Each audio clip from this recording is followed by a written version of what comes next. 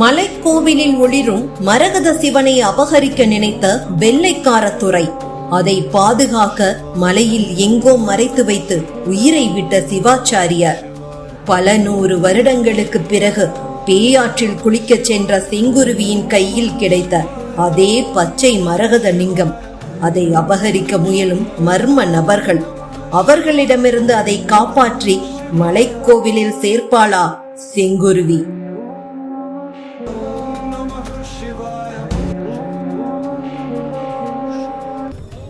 அத்தியாயம் 1. காட்டாறு சுழித்துக் கொண்டு ஓடியது. மேலே இருக்கிற லிங்கமலையில் உற்பத்தியாகி கீழே அதல பாதாளம் வரை பாய்கிற பேயாறு அது. நிஜமாகவே அதன் பெயர் பேயாறுதான். பேய்த்தனமாய் ஓடுகிற ஆறு. யார் கால் வைத்தாலும் இழுத்து கொண்டு போய்விடும். பேயாறில் மூழ்கியவர்கள் மீண்டெழுந்ததாய் சரித்திரமில்லை. நிறைய உயிர்களை காவு வாங்கிய ஆறு. பேயாறில் மூழ்கி உயிரை இழந்தவர்களின் சாந்தி அடையாத ஆத்மாக்கள் அந்த பகுதியில் உலாவுவதால் கூட அப்படி ஒரு காரண பெயர் அந்த காட்டாருக்கு வந்திருக்கலாமோ என்னமோ. பேயாற்றின் கரைகளில் அடர்த்தியாய் மண்டி கிடக்கும் புதர் செடிகள், பெயர் தெரியாத செடி கொடிகள், மூலிகை வாசத்துடன் வீசுகிற குளுமையான மலை காற்று, அமானுஷ்ய சூழ்நிலையின் அமைதியை களைக்கிற காட்டு விலங்குகளின் உருமல்கள், அலறல்கள், இலவசமாய் இன்னிசை கச்சேரி நடத்துகிற பறவை இனங்கள். பேயாற்றில் ஒரே ஒரு இடத்தில் மட்டும் இறங்கி நீராடலாம். சின்ன சின்ன பாறை துண்டுகளும் சரளை கற்களும் அழுத்தமான பாறைகளும் சிதறி கிடக்கிற அந்த இடத்தில் ஆபத்து சற்று குறைவு. தண்ணீரின் வீச்சு தடைபட்டிருக்கும். செடியையோ கொடியையோ இறுக்கமாய் பற்றியபடி கரையேறி விடலாம். அங்கேதான் துணிச்சலாய் இறங்கி குளித்துக் கொண்டிருந்தாள் செங்குருவி. 19 வயது பருவச்சிலை. அந்த மலையடிவார கிராமத்து இளம் பெண். மலையடிவாரத்தில் 50-60 வீடுகள் இருக்கும். பெரும்பாலும் குடிசை வீடுகள் தான். முதியோர்களும் உடம்பு முடியாதவர்களும் தான் அந்த வீடுகளில் தங்கி இருந்தார்கள். முக்கால்வாசி பேர் வேலைக்காகவும் படிப்பிற்காகவும் இடம்பெயர்ந்து நகரத்திற்கு போய்விட்டனர். 15 வயதிற்கு உட்பட்ட குழந்தைகளே இல்லை. 20 வயதை கடந்த இளைஞர்களையும் பார்க்க முடியாது. இடத்தை காலி பண்ணி நகரத்தில் குடியேறிவிட்டனர். மருத்துவ வசதி சுத்தமாய் கிடையாது. காய்ச்சல் வந்தால் கூட மாத்திரை வாங்க முடியாது. குண்டும் குழியுமான சாலை, எப்போதாவது வந்து போகிற மினி பேருந்து. செங்குருவி 5ஆம் வகுப்பு வரை படித்திருக்கிறாள். ஓரளவிற்கு எழுத படிக்க தெரியும். செங்குருவியின் அப்பாவும் அம்மாவும் காட்டு யானையினால் தாக்கப்பட்டு 7 வருடங்களுக்கு முன்னால் உயிரை இழந்து விட்டனர். அப்பாவை பெற்ற பேச்சு கிழவியின் பராமரிப்பில்தான் இப்போது வசித்து வருகிறாள். காட்டிற்குள் சென்று மூங்கில் அரிசி சேகரிப்பது, மலைத்தேன் எடுப்பது, சொல்லி பொறுக்குவதுதான் பேச்சு கிழவியின் வேலை. செங்குருவியும் பேச்சு கிழவியோடுதான் காட்டிற்குள் சுற்றி திரிவாள். காட்டில் இருக்கிற அத்தனை இடங்களும் செங்குருவிக்கு நன்றாக தெரியும். பேச்சு கிழவிக்கு முட்டிங்கால் வெளி. 2 நாட்களாக காட்டிற்குள் செல்லவில்லை. கயிற்று கட்டிலேயே முடங்கி கிடந்தாள். சோடாய் மூங்கில் அரிசி கஞ்சியை வைத்து பேச்சு கிழவிற்கு கொடுத்த கையோடு காட்டாற்றிற்கு குளிக்க வந்துவிட்டாள் செங்குருவி. பேயாற்றில் குளித்து கும்மாலமிடுவதென்றால் செங்குருவிக்கு ரொம்பவே இஷ்டம். உச்சி வானத்தில் இருக்கிற சூரியன் மேற்கு பக்கம் மறைகிற வரைக்கும் கூட பேயாற்றிலேயே குதித்து கும்மாலமிட்டாலும் செங்குருவிக்கு சலிப்பு ஏற்படாது. கெண்டை மீனாய் நீந்துவாள். வாழை மீன் போல குதிப்பாள். நெத்திலி மீன் போல மூழ்கி மூழ்கி எழுவாள். பசியே எடுக்காது. பேயாற்று தண்ணீரை ஒரு வாய் குடித்தால் போதும், பசி மாயமாய் மறைந்துவிடும். அப்படி ஒரு மூலிகை சுவை. தேன் போல தித்திப்பு. திகட்டவே திகட்டாத ருசி. தண்ணீரில் நீந்தியபடியே வானத்தை அன்னார்ந்து பார்த்தாள். உச்சி வானத்தில் சூரியன் தெரிந்தது. மேகத்தினுள் பாதி மறைந்த சூரியன். அச்சச்சோ, நாளை ஆயிடுச்சே, கிழவிக்கு விழிப்பு வந்துடுச்சுன்னா தேட ஆரம்பிச்சிடுமே. கரையை நோக்கி நீந்தினாள். ஈரம் சொட்ட சொட்ட கரை மீது ஏறினாள். குறுக்கு மாறாப்பு கட்டியிருந்த கிழிசலான பாவாடையோடு புதர் பகுதிக்குள் நுழைந்தாள். மாற்று துணிகளை அங்கேதான் வைத்திருந்தாள்.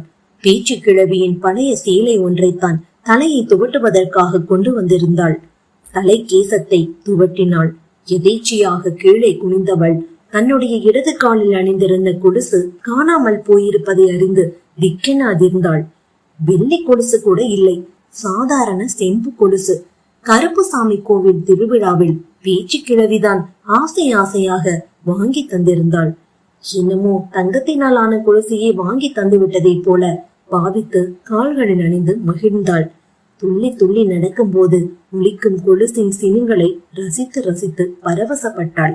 இப்போது அந்த கொலுசில் ஒன்று காணாமல் போய்விட்டதை நினைத்து துடித்து போனாள். கொலுசு தொலைந்தது தெரிந்தால் பேச்சு கிழவி தொலைத்து கட்டிவிடும். வாயில் வந்ததையெல்லாம் ஏசும். ஓட ஓட துரத்தி அடிக்கும். கொலுசை தேடி எடுத்து காலில் அணிந்து கொண்டால்தான் குடிசைக்கு போக முடியும். அழுகை அரும்பியது. காலிலிருந்து சுருண்டு விழுந்து கிடக்கிறதா என்று சுற்றும் முற்றும் பார்த்தாள். காணவில்லை. செடி கொடிகளை துளாவி பாறைகள் மீது ஆராய்ந்தாள். எங்கும் காணவில்லை.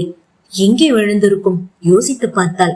தண்ணீரில் இறங்கிய போது இருந்ததே, பாதங்களில் மஞ்சள் தேய்த்த போது காலில் கிடந்ததே, அப்படியானால் ஆற்று தண்ணீரில் தான் கலண்டு விழுந்திருக்கிறது. கருப்புசாமி, என் கொலுசு எனக்கு கிடைச்சிடணும். மனமுருக வேண்டியபடி ஆற்றுக்குள் இறங்கினாள். கலங்கிய விழிகளுடன் தண்ணீருக்குள் மூழ்கி தரைப்பகுதியை தொட்டு விரல்களால் துளாவினாள். செங்குருவி மீது இறக்கப்பட்டோ என்னமோ தண்ணீரின் வீச்சு சற்றே குறைந்திருந்தது. அவளுடைய தேடலுக்கு ஏதுவாய் இருந்தது. தண்ணீருக்குள் வெகு நேரம் மூழ்கி இருக்க முடியவில்லை. மூச்சு திணறியது. விசுக்கென்று மேலே எழுந்தாள். சுவாசித்தலை சரிப்படுத்திக் கொண்டு திரும்பவும் தண்ணீருக்குள் மூழ்கினாள். ஆற்றின் தரைப்பகுதி கரடு முரடாய் சரளை கற்களும் பாறை துண்டுகளுமாய் நிரம்பி கிடந்தது. கொலுசு மிதந்து போகக்கூடிய பொருள் இல்லை. இங்கேதான் கிடக்கும். நிச்சயம் கிடைக்கும். கொலுசை தேடி எடுக்காமல் கரை ஏறக்கூடாது. வைராகியம் மிளிர பரபரவென கை விரல்களை அலைய விட்டாள். விரல்களில் வித்தியாசமாய் ஏதோ ஒன்று தட்டுப்பட்டது. நல்ல வழவழப்பான ஒரு பொருள். விரல்களால் தடவி தடவி அந்த பொருள் என்னவாய் இருக்குமென மனதால் உணர முயன்றாள். வழவழப்பான பாறை துண்டாய் இருக்குமோ? இல்லை, பொருளின் வடிவம் வேறு விதமாய் மனதிற்குள் படவே தொலைந்து போன தன் கொலுசை மறந்து அந்த வழவழப்பான பொருளை இரு கைகளாலும் தொட்டு தூக்கி கொண்டு தண்ணீருக்கு மேலே குபீரென எழுந்தாள். அவசர அவசரமாய் கைகளில் இருந்த பொருளை பார்த்தாள். திக்கென்று அதிர்ந்தாள். அது அந்த பொருள். அத்தியாயம் 2. சீரான வேகத்தில் பைக்கை செலுத்திக் கொண்டிருந்தான் ஆதவன். அவனுடைய இடுப்பை இறுக்கமாய் கட்டிக்கொண்டு பின்னிருக்கையில் அமர்ந்திருந்தாள் வதனா. இருபுறமும் அடர்ந்த மரங்கள். நடுவில் அந்த அகலம் குறைவான பாதை நீண்டு கொண்டே போனது. மரக்கிளைகளில் மந்திகள் குட்டிகளுடன் அங்கும் இங்கும் தாவிக் கொண்டிருந்தன. காட்டு அணில்கள் குதித்து கும்மாளமிட்டன. பைக்கின் இறைச்சலை கேட்டதும் பறவைகள் வினோதமான ஒலியை எழுப்பின. வீசிய காற்றில் அத்தனை கொடுமை. கூடவே மூலிகை வாசனை வேறு. ஆதவனின் காதோரம் கிசுகிசுத்தாள் வதனா. இன்னும் எவ்வளவு தூரம் போகணும்? தெரியல.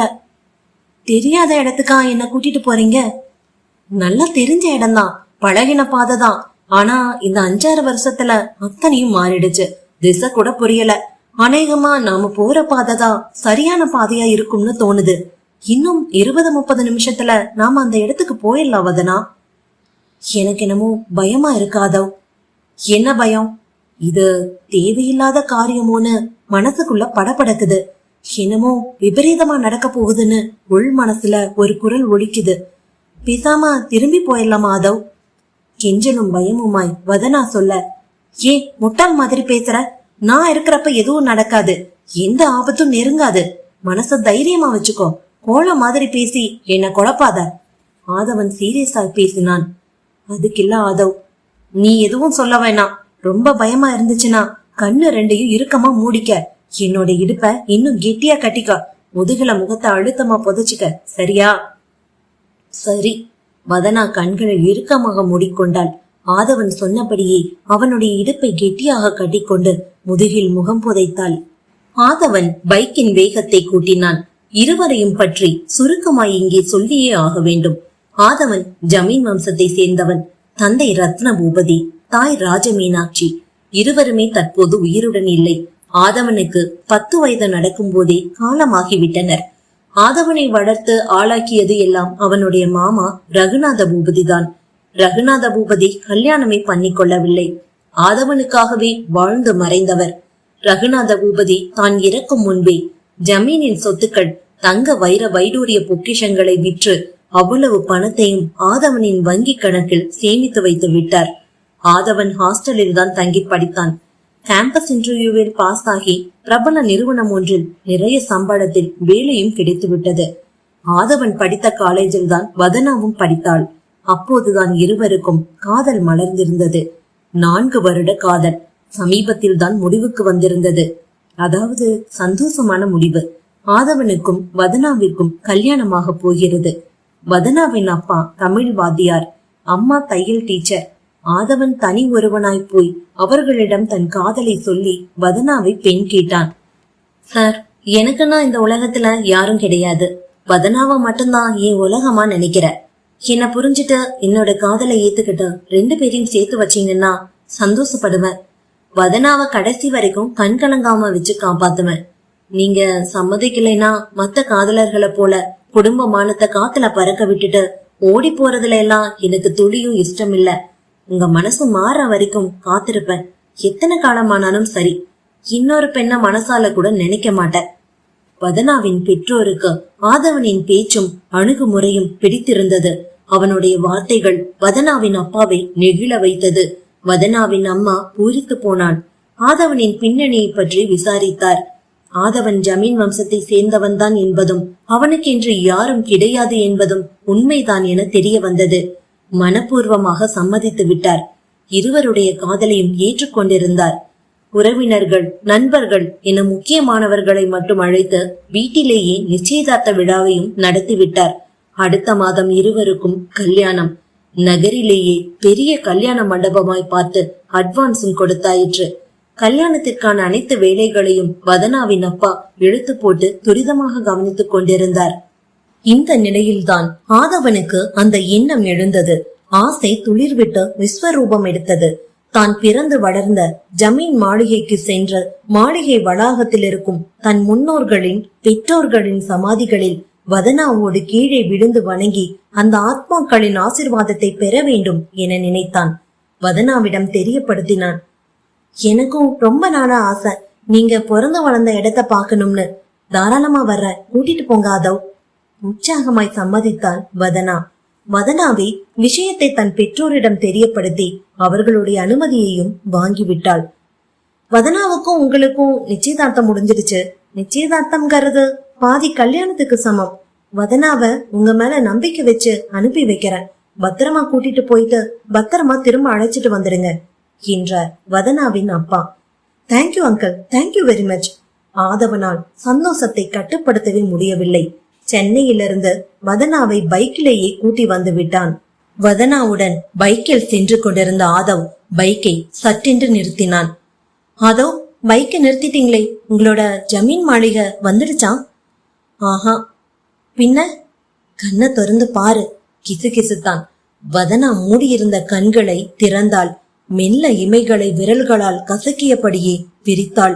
விழிகளில் திகில் பரவியது. இதயம் வேகமாய் துடித்தது. அத்தியாயம் 3. பேயாறு. தண்ணீருக்கு மேலே வந்த செங்குருவி ஈரம் சொட்ட சொட்ட கைகளில் இருந்த அந்த பொருளை பார்த்தாள். அந்த பொருள் சிவலிங்கம். சாதாரண லிங்கம் கிடையாது. பச்சையாய் ஒளிரும் மரகத சிவலிங்கம். 3/4 அடி உயரம், 1/2 அடி பீடம். லிங்கத்தின் மீது விபூதி பட்டை மாதிரி 3 கோடுகள், வைர கற்கள் பதிக்கப்பட்ட கோடுகள். நடுக்கோட்டின் மத்தியில் குங்கும பொட்டு போல ஒற்றை சிவப்பு மாணிக்கக்கல் பதிக்கப்பட்டிருந்தது. செங்குருவியால் தன் கண்களை தன்னாலேயே நம்ப முடியவில்லை.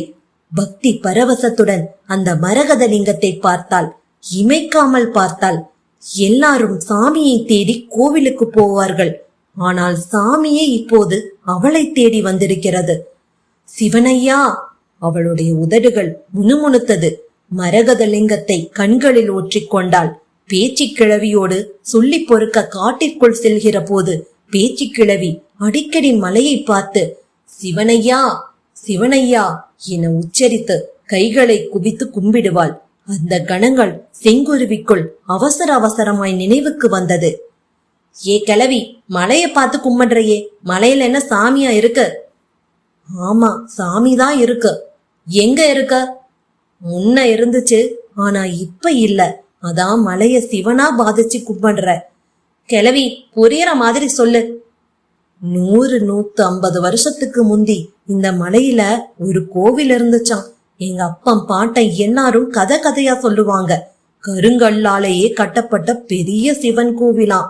நீளமான பிரகாரம், சுத்து சாமிங்க, கல் மண்டபம், கோவிலுக்குள்ளே நீர்ச்சுனை, ஆயிரங்கால் மண்டபம் எல்லாமே இருந்துச்சாம். அடிவாரத்திலிருந்து கோவிலுக்கு போக பாதையும் உண்டாம். ராசாமாருங்க, ஜமீன்தாருங்க எல்லாருமே வந்து கும்பிட்டு போவாங்களாம்.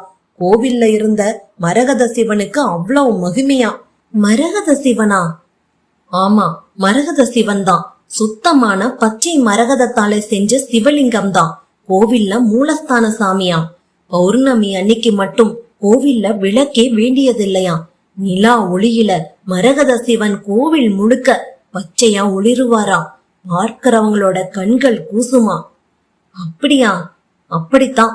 ஆனா அந்த மரகத சிவன் சாமிய வெள்ளைக்காரங்க காலத்துல யாரோ ஒரு துரை அபகரிக்க ஆசைப்பட்டிருக்கான். கோவில்ல பூஜை பண்ண சிவாச்சாரியார் எப்படியோ துரை கையில மரகத சிவன் சாமி கிடைக்காதபடி மலையிலேயே ஏதோ ஒரு இடத்துல பாதுகாப்பா பதுக்கி வச்சுட்டு தான் உயிரை மாச்சுக்கிட்டாராம்.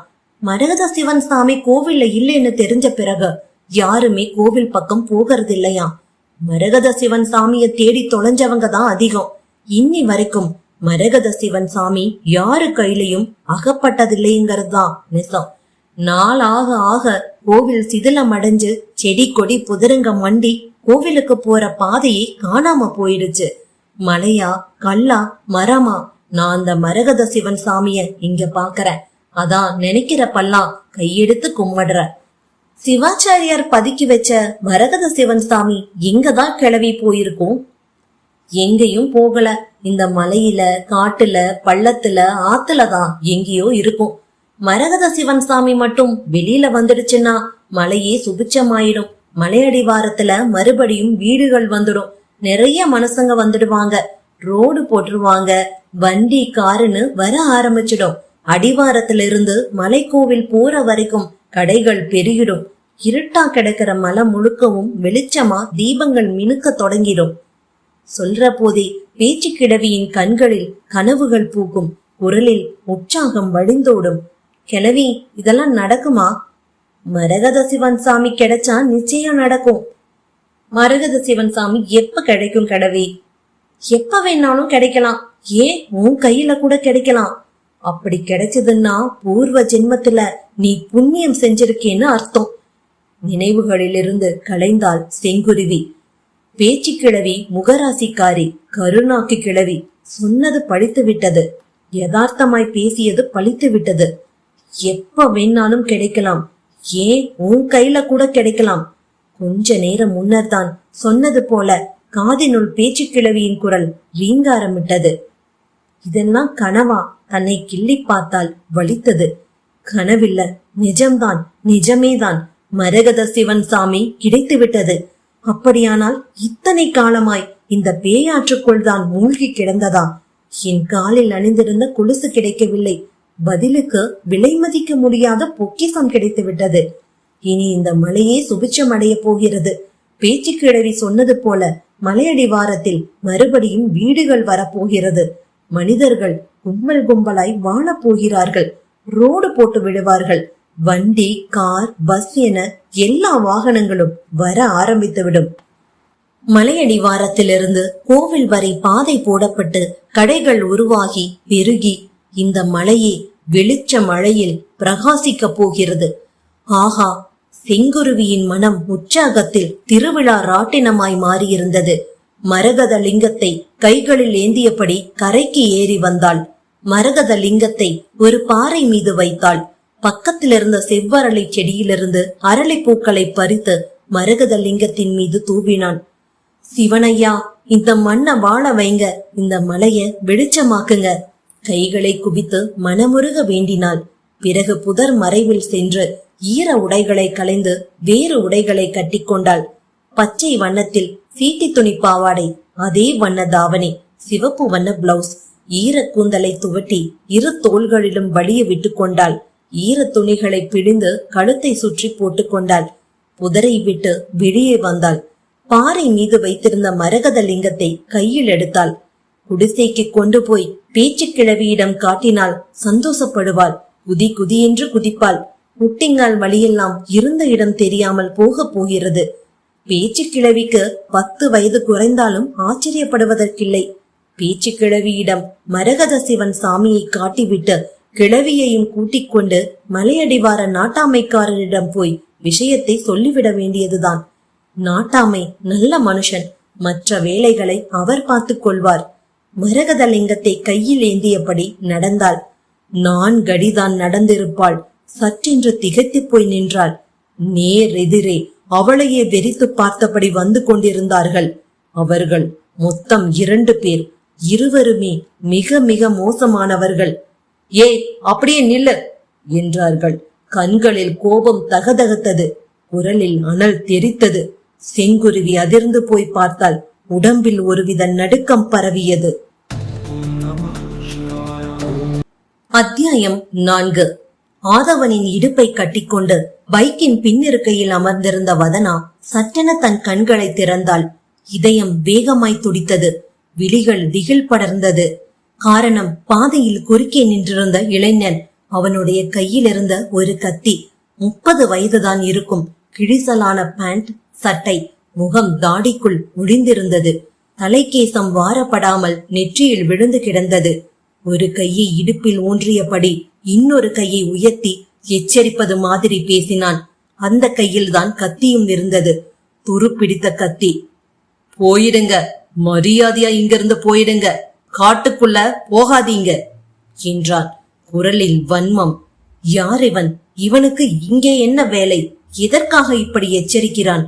வதனா ஆதவனின் பைக்கிலிருந்து கீழே குதித்தாள். ஆதவனும் பைக்கை அதே இடத்தில் ஸ்டாண்ட் போட்டு நிறுத்தினான். ஏய், யாரு நீ? நானா? என்னையா யாருன்னு கேக்குற?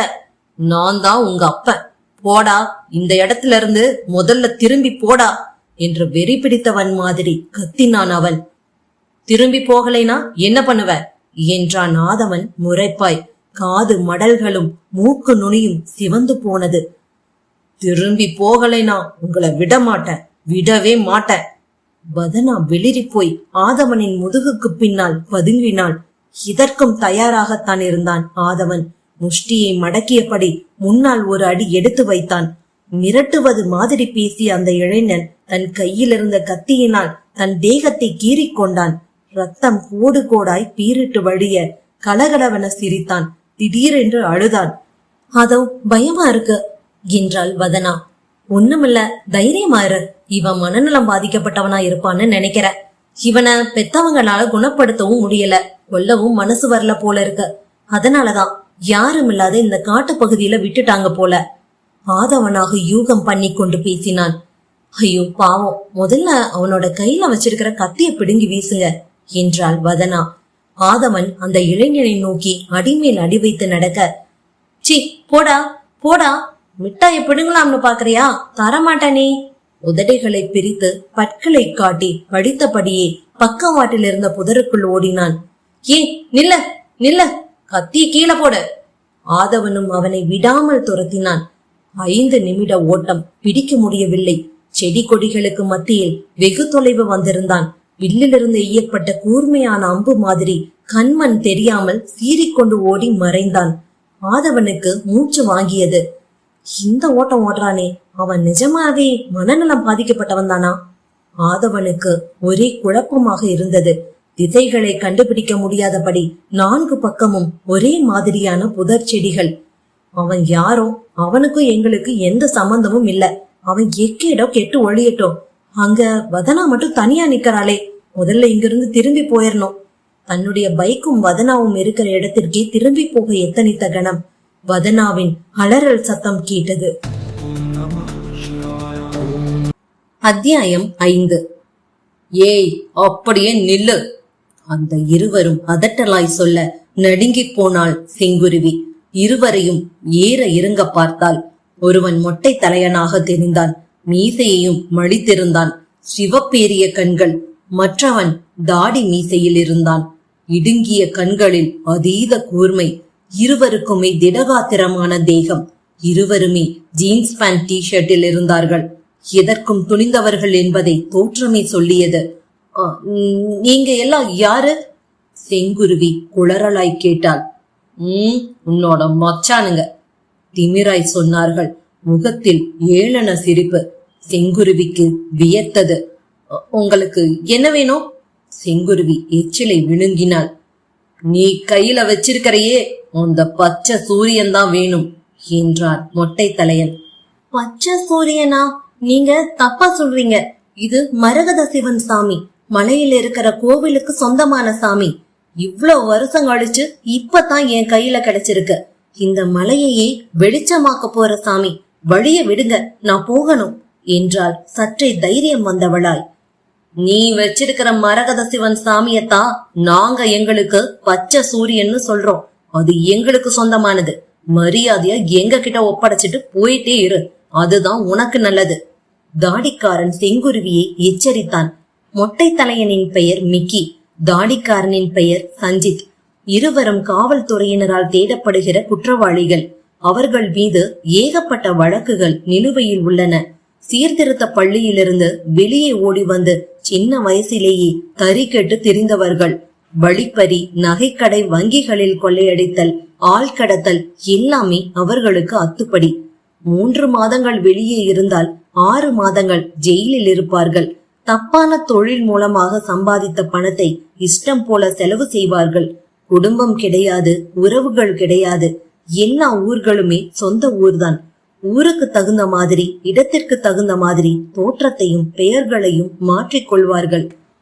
சமீப காலமாக பழமையும் பெருமையும் மிக்க புராதன சிறப்புடைய கோவில்களில் உள்ள சிலைகளை கொள்ளையடித்த வெளிநாட்டு ஏஜென்ட்டுகளிடம் நல்ல விலைக்கு விற்பதுதான் இவர்களுடைய தொழிலாக இருந்தது. 3 மாதங்களுக்கு முன்பு ஒரு திருட்டு வழக்கில் சிக்கி காவல்துறையினரின் தேடுதல் வேட்டைக்கு பயந்து இந்த மலையடிவார காட்டில்தான் தலைமறைவாக தங்கியிருந்தனர். அப்போது ஒரு நாள் இரவு, முழு பௌர்ணமி. சுத்தமான தங்கத்தினால் வடிவமைக்கப்பட்ட பந்து போல தகதகவென பௌர்ணமி நிலவு பிரகாசிக்க மிக்கியும் சஞ்சித்தும் ஒரு பருமனான இலுப்பை மரத்தின் கீழே பதுங்கி இருந்தனர். காற்று சிலுசிலுவென வீசியது. எங்கோ அருவி கொட்டுகிற இரைச்சல் துல்லியமாக காதில் விழுந்தது. வெகு பக்கத்தில் பேயாறு சலசலவென ஓடியது. மிக்கியும் சஞ்சித்தும் வாங்கி வைத்திருந்த பிரெட்டையும் ஜாமையும் சாப்பிட்டு பசியை ஆற்றிக் கொண்டிருந்தனர். மிக்கி, அதோ அங்க பாரே. சஞ்சித் சுட்டிக்காட்டிய திசையில் மிக்கியின் பார்வை போனது. மலையில் ஒரு இடத்தில் பச்சையாய் ஒரே வெளிச்சம், அதாவது புகை மூட்டம் போட்டது போல பச்சை வண்ண வெளிச்சம். ஏதோ பச்சையா வெளிச்சம் தெரியுது, கிட்ட போய் என்னன்னு பாக்கலாமா?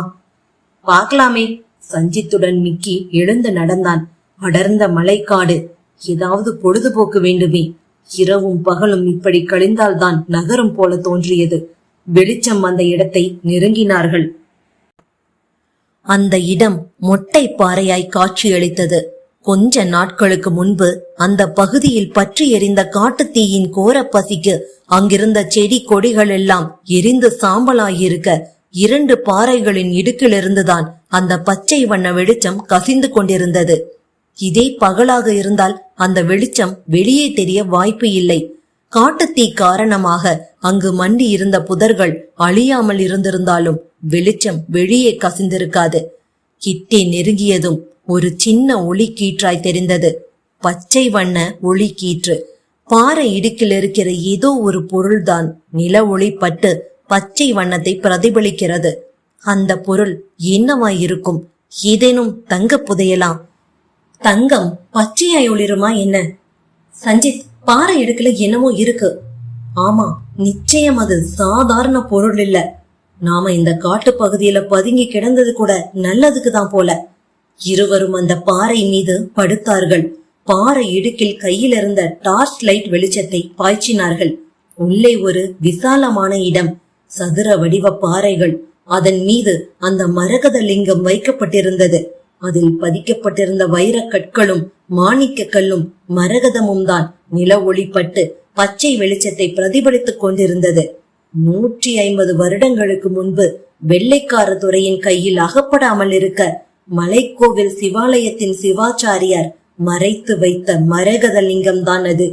பாறைக்கு மேலே செடி கொடிகள் படர்ந்திருந்ததால் யார் கண்ணிலும் படவில்லை. காட்டுத்தீ காரணமாக செடி கொடிகள் எரிந்து சாம்பலாகி போனதால் மறைக்கப்பட்டிருந்த மரகத லிங்க ரகசியம் வெளியே கசிந்து விட்டது. மிக்கி, சஞ்சித் இருவருடைய கண்களிலும் கோடி மின்னல்கள். நாம இனி சாதாரண நபர்கள் இல்ல, கோடீஸ்வரன். சஞ்சித், மிக்கி என்ன சொல்ற?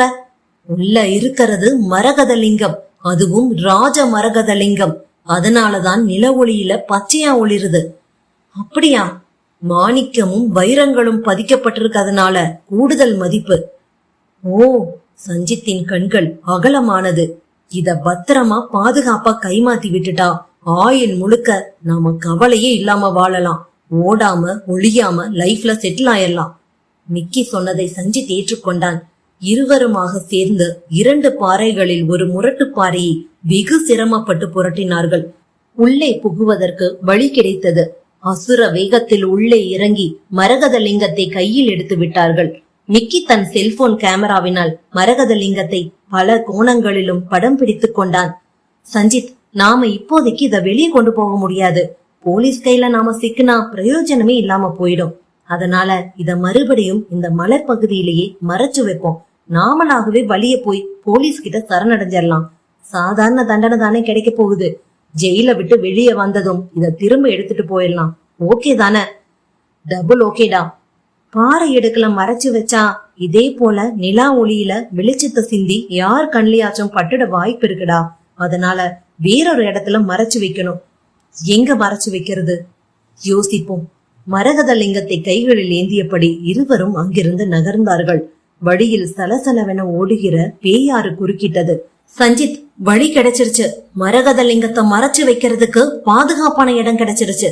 மரகத லிங்கத்தோடு பேயாற்றில் இறங்கினான். இது காட்டாறு. மனிதர்கள் யாரும் இந்த பக்கம் வரவே மாட்டாங்க. விலங்குகள் ஏதாச்சும் நீர் அருந்த வந்தாதான் உண்டு. ஆத்து தண்ணிக்குள்ள முரட்டு பாறைகளுக்கு நடுவுல போட்டு வச்சா போட்ட இடத்துலயே தான் கிடக்கும். நாம எப்ப வேணாலும் வந்து எடுத்துக்கலாம். சஞ்சித் அமைதியாக கரையிலேயே நின்று கொள்ள மிக்கி மரகத லிங்கத்தோடு ஆற்று தண்ணீருக்குள் மூழ்கினான். தண்ணீரின் அடிப்பரப்பில் முரட்டு முரட்டு பாறைகளாகத்தான் கிடந்தது. 2 பெரிய பாறைகளை விரல்களால் துளாவி கண்டுபிடித்த அதன் நடுவில் அங்கே இங்கே நகர முடியாதபடி மரகத லிங்கத்தை வைத்தான். தண்ணீருக்குள்ளிருந்து மேலே வந்தான். மூச்சை இழுத்து விட்டான். காரியத்தான் கச்சிதமா முடிச்சிட்ட. ஈரம் சொட்ட கரை மீது ஏறினான். கரைகளில் மண்டி கிடந்த தாளம்பூ புதர்களை காட்டினான். இந்த தாளம்பூ குற்றுகள் தான் அடையாளம். மனசுல வச்சுக்க சஞ்சித். சரி, பொழுது விடியறப்போ நாம போலீஸ்ல சரணடைஞ்சிருக்கணும். சொன்னபடியே செய்தார்கள். பொழுது விடிவதற்குள் காட்டிலிருந்து வெளியேறி போலீஸில் சரணடைந்து ஜெயிலுக்கு சென்றார்கள். திருட்டு வழக்கு, 3 மாத தண்டனை. வெளியே வந்ததும் வெளிநாட்டு ஏஜென்ட்டிடம் மரகத லிங்கத்தின் படத்தை காட்டி விலை பேசினார்கள்.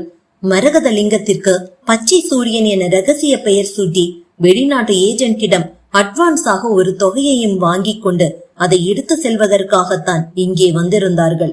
பைக்கை மலையடிவாரத்தில் ஒதுக்குப்புறமாய் நிறுத்திவிட்டு பேயாற்றின் கரைக்கு வந்தார்கள்.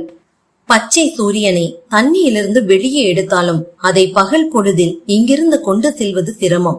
நாள் முழுக்க காட்டில் சுத்திவிட்டு ராத்திரியானதும் தான் இந்த இடத்தை விட்டு நகர வேண்டும். அந்த நேரத்தில் தான் செங்குருவி பேயாற்று தண்ணீருக்குள் மூழ்கி கையில் மரகத லிங்கத்தோடு மேலே வந்தாள். செங்குருவியின் கையில் மரகத லிங்கத்தை பார்த்ததும் திகைத்து போய்விட்டார்கள். செங்குருவி மரகத லிங்கத்தை ஒரு பாறை மீது வைத்துவிட்டு புதர் மறைவில் சென்று உடை மாற்றி கொண்டு வந்து செவ்வரளை பூக்களை பறித்து மரகத லிங்கத்தின் மீது தூவி மனமுருக வேண்டினாள். அவள் அதை அங்கேயே விட்டுவிட்டு சென்று விடுவாள் என தப்பு கணக்கு போட்டு அமைதியாக மறைந்து நின்று அவளுடைய செய்கைகளை கவனித்தார்கள். செங்குருவி மரகத லிங்கத்தை கைகளில் ஏந்தி கொண்டு மலையடிவார கிராமத்திற்குள் செல்ல போகிறாள் என உணர்ந்ததும் தான் கொதித்து போனார்கள். ஏ, அப்படியே நில்லு! செங்குருவியை நோக்கி முன்னேறினார்கள். மாட்ட, என் உயிரே போனாலும் மரகத சிவன் சாமியை உங்ககிட்ட தரமாட்ட! செங்குருவி அழுகையோடு மறுக்க, வேணாம், நாங்க மோசமானவங்க. பேச்சு கொடுத்தபடியே அவளை நெருங்க முயன்றார்கள். செங்குருவி துரிதமாய் யோசித்தாள். இருவரையும் தாண்டி ஊர் பக்கம் ஓட முடியாது. ஆற்றில் குதித்தால் அவர்களும் குதிப்பார்கள். மரகத சிவன் சாமியை தண்ணியில் வீசினாலும் மூழ்கி தேடி எடுத்துடுவாங்க. கூச்சல் போட்டாலும் யார் காதலையும் விழாது. என்ன செய்யலாம்? எப்படி தப்பிக்கலாம்? முடியுமா? தப்ப முடியுமா? மரகத சிவன் சாமியை அவங்க கிட்ட இருந்து காப்பாத்த முடியுமா? ஏய் குட்டி, மறுவாதியா குடுத்துடு. மாட்ட. செங்குருவி அழுத்தமாய் தலையை ஆட்டிவிட்டு பின்னால் திரும்பி மிக்கி சஞ்சி திருவருக்கும் நேர் எதிர் திசையில் பேயாற்றின் கரையோரமாய் தாளம்பூ குற்றுகளுக்கு மத்தியில் ஓடத் தொடங்கினாள். மிக்கி, குட்டி லேசப்பட்டவ கிடையாது. இவகிட்ட பேசிக்கிட்டு இருந்தது வேஸ்ட். முதல்ல பிஸ்டலை வெளியே எடு, சஞ்சித் சொல்ல மிக்கி தன் ஜீன்ஸ் பேண்டின் இடுப்பு பகுதியில் சொருகி வைத்திருந்த பிஸ்டலை வெளியே எடுத்தான். மரகதலிங்கத்தை மார்போடு சேர்த்து இறுக்கமாய் அணைத்தபடி 20 அடி தொலைவில் ஓடிக்கொண்டிருந்தாள் செங்குருவி. மிக்கி பிஸ்டலை உயர்த்தினான். அத்தியாயம் 6. ஆதவன் தன்னுடைய பைக்கும் வதனாவும் இருக்கிற இடத்திற்கே திரும்பி போக எத்தனித்த கணம் வதனாவின் அலறல் சத்தம் கேட்டது. ஆதவனை பதற்றம் தொற்றிக் கொண்டது. வதனாவுக்கு என்னாச்சு? ஏன் இப்படி கத்தரா? வதனாவை தனியா நிக்க வச்சுட்டு பைத்தியகாரனை போய் துரத்தி வந்தது தப்பு, பெரிய தப்பு. வதனாவுக்கு ஏதோ ஆபத்து. தடதடவென ஓடினான் ஆதவன். இதயம் வெடித்து விடும் போல துடித்தது. பைக்கை நிறுத்தியிருந்த இடத்திற்கு வந்து சேர்ந்தான். வதனா அதே இடத்தில்தான் நின்றிருந்தாள். ஆதவனை பார்த்ததும் ஓடி வந்து அவனுடைய தோளில் சாய்ந்து இறுக்கமாய் கட்டி கொண்டு விம்மினாள். வதனா, என்னாச்சு? ஏன் அலர்ன? நான் என்னமோ ஏதோன்னு நினைச்சு துடிச்சு போயிட்டேன் தெரியுமா? இருந்த இடத்திலேயே உன்னை திரும்பவும் பார்த்ததும் தான் போன உயிர் திரும்பியே வந்துச்சு. படபடத்தான். ஆள் மனதிற்குள் புதைந்திருந்த காதலும் பாசமும் வார்த்தைகளாய் வெளிப்பட்டது. பயமா இருக்கு ஆதவ். அப்பவே சொல்லிட்டேன், நான் இருக்கிறப்ப நீ எதுக்காகவும் பயப்படாதேன்னு. நீங்க என் பக்கத்துல இல்லாம போனதுதான் பயமே. என்ன சொல்ற? அந்த பைத்தியக்காரனை துரத்திக்கிட்டு நீங்க ஓடிட்டீங்களா? நான் மட்டும் இங்க தனியா இருந்தேனா? அப்போ வதனாவால் பேச முடியவில்லை. அப்போ என்ன நடந்துச்சு சொல்லு வதனா. தன் தோளில் சாய்ந்திருந்தவளை தொட்டு நிமிர்த்தி வதனாவின் கலவரம் படிந்த முகத்தை பார்த்தான். அதோ அந்த பாறை மேல ஒரு ஆள் நின்னுகிட்டு இருந்தான். பாக்கறதுக்கு பயங்கரமான மந்திரவாதி போல தெரிஞ்சா. நெத்தியில குங்குமம் போட்டு, கழுத்துல மண்டை ஓட்டு மாலை, காதுகள்ல குண்டலம், கையில எலும்பு துண்டுன்னு கோரமா இருந்தான். என்ன பார்த்து ஏ இங்க வான்னு கூப்பிட்டான். நான் பயந்து அலர்ன. என்னை நோக்கி அடி எடுத்து வச்சவன் நீங்க ஓடி வர்றத பார்த்ததும் பாறைக்கு அந்த பக்கம் இறங்கி மாயமா மறைஞ்சிட்டான். வதனா மூச்சு வாங்கினாள். சரி வா, அந்த பாறை கிட்ட போய் பார்க்கலாம். வேணா, வதனா அவசரமாய் மறுத்தாள். அவன் அந்த பாறைக்கு பின்னால பதுங்கி இருந்தானா? எதுக்காக வதனாவை கூப்பிட்டேன்னு கேட்கலாம். 4 அற விட்டு ஓட ஓட துரத்தி அடிக்கிறேன். ஆதவன் வீரமாய் பேசினான். அந்தால் மந்திரவாதி ஏதாவது செஞ்சிட்டானா? மனசு சக்திக்கு முந்தி மாய மந்திரமெல்லாம் கண் கட்டி வித்த தூசு மாதிரி. அவனால நம்ம எதுவும் செய்ய முடியாது. ஒன்னு யோசிச்சியா? அவன் கிட்ட நிஜமாவே சக்தி இருந்திருந்தா முன் வச்ச கால பின் வச்சிருப்பானா? எதிர்த்து நின்னு இருப்பானே. எதுக்கு பயந்து ஓடணும்? அதானே இப்ப புரிஞ்சுதா? அவன் தோற்றத்தால பயங்கரமானவனா தெரிஞ்சாலும் அவன் கிட்ட எந்த சக்தியும் கிடையாது. வா, அந்த பாறை கிட்ட போய் பார்க்கலாம். வதனாவின் கையை கெட்டியாக பற்றினான். பாறையின் வலது பக்கமாய் புதர்களுக்கு இடையே மேடு போல காட்சியளித்த பாறையை நோக்கி அழைத்து போனான். கரடு புரடான பாறை. அருகில் போனதும் தான் முழு தோற்றமும் தெரிந்தது. 7 அடி உயர பாறை. அதன் மேலே 5-6 பேர் நிற்கிற அளவிற்கு தட்டையான பரப்பு. இந்த இடத்துலதான் அந்த மந்திரவாதி நின்னுட்டு இருந்தான். ஏன் இங்க வான்னு என்ன கையை அசைச்சு கூப்பிட்டான். நான் பயப்படவும் கீழே இறங்கி வர முயற்சி பண்ணான். ஆதவனோடு சேர்ந்து வதனாவும் சிரமப்பட்டு அந்த பாறையின் மேல் பகுதிக்கு ஏறினாள். பாறையின் அந்த பக்கம் யாரும் இல்லை. ஒரே புதர். பாறையை ஒட்டி செடி கொடிகள் மிதிப்பட்டிருந்தன. செடி கொடிங்க மிதிப்பட்டு கிடக்க. அந்த ஆள் இந்த வழியில தான் இறங்கி புதருக்குள்ள ஓடி இருக்கான். அவனை தேடுறது சிரமம். தேடி கண்டுபிடிக்கிறதுனால நமக்கு என்ன ஆக போகுது? வந்த வேலைதான் கெடுது. அந்த பைத்தியகாரம் மட்டும் குறுக்கிடாம போயிருந்தா நாம இந்நேரம் எங்க ஜமீன் மாளிகைக்கு போய் சேர்ந்திருக்கலாம். தலைக்கு மேலே கைகளை உயர்த்தி 2 கை விரல்களையும் இணைத்து நெட்டி முறித்தான் ஆதவன். வதனா பதிலே பேசவில்லை. புதர் பகுதியையே வெறித்து பார்த்து கொண்டிருந்தாள். வதனா, இது ஒன்னும் உங்க ஊர் சென்னை கிடையாது, காடு. இப்படித்தான் இருக்கும். மனநலம் பாதிக்கப்பட்டவங்க, மந்திரவாதிங்க, சாமியாருங்க இவங்கெல்லாம் இந்த காட்டுல மனம் போன போக்குல அலைஞ்சுகிட்டு தான் இருப்பாங்க. அப்படி யாரும் அலைஞ்சு திரியலைனாதான் ஆச்சரியப்படணும். இனி ஜமீன் மாளிகைக்கு போய் சேர்ற வரைக்கும் என்ன நடந்தாலும் யார் குறுக்கிட்டாலும் நாம கண்டுக்க கூடாது. வதனாவின் கையை பற்றி பாறையிலிருந்து கீழே இறக்கி விட்டான். வதனா மிரட்சியிலிருந்து மீளாதவளாய் திரும்பி திரும்பி பார்த்தபடியே நடந்தாள். இருவரும் பைக் நிறுத்தப்பட்டிருந்த இடத்திற்கு வந்து சேர்ந்தார்கள். பைக்கில் ஏறி அமர்ந்தான் ஆதவன். உட்காரு வதனா. பைக்கை உதைத்து கிளப்பினான். முன்பு போல பைக்கின் பின் இருக்கையில் ஏறி அமர்ந்து ஆதவனின் இடுப்பை கட்டி கொண்டாள் வதனா. வதனா, என்ன அமைதியாயிட்ட? சும்மாதான். ஏதாவது பேசு வதனா, பிளீஸ். உங்க ஜமீன் மாளிகையில நாம எவ்வளவு நேரம் இருக்க போறோம்?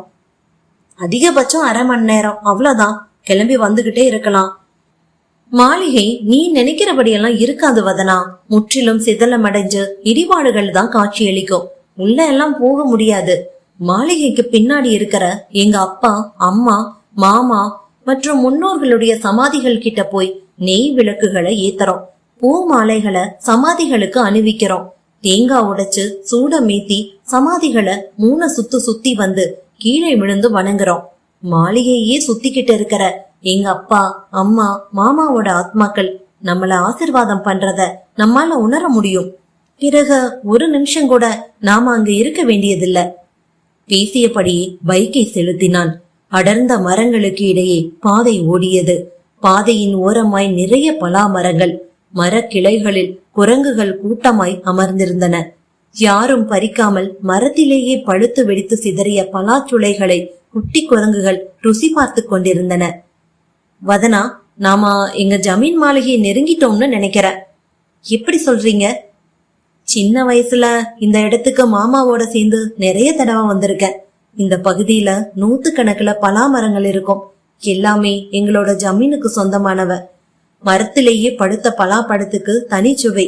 அந்த சுளைகளை எடுத்து மலை தேன்ல நினைச்சு சாப்பிட்டா நாள் முழுக்க சாப்பிட்டே இருக்கலாம் வதனா. திகட்டவே திகட்டாது. அப்படியா? நீங்க சொல்றத கேக்குறப்ப நாக்குல எச்சில் ஊறுதாதவ். திரும்பி வர்றப்போ பைக்கை நிறுத்தி வேணுங்கிற அளவுக்கு பலாப்பழங்களை பறிச்சு எடுத்துட்டு போவோம் என்றான். மலைத்தைனுக்கு எங்க போறதாம்? யாராவது காட்டுவாசிங்க கண்ணுல பட்டா கேட்டு பாக்கலாம்.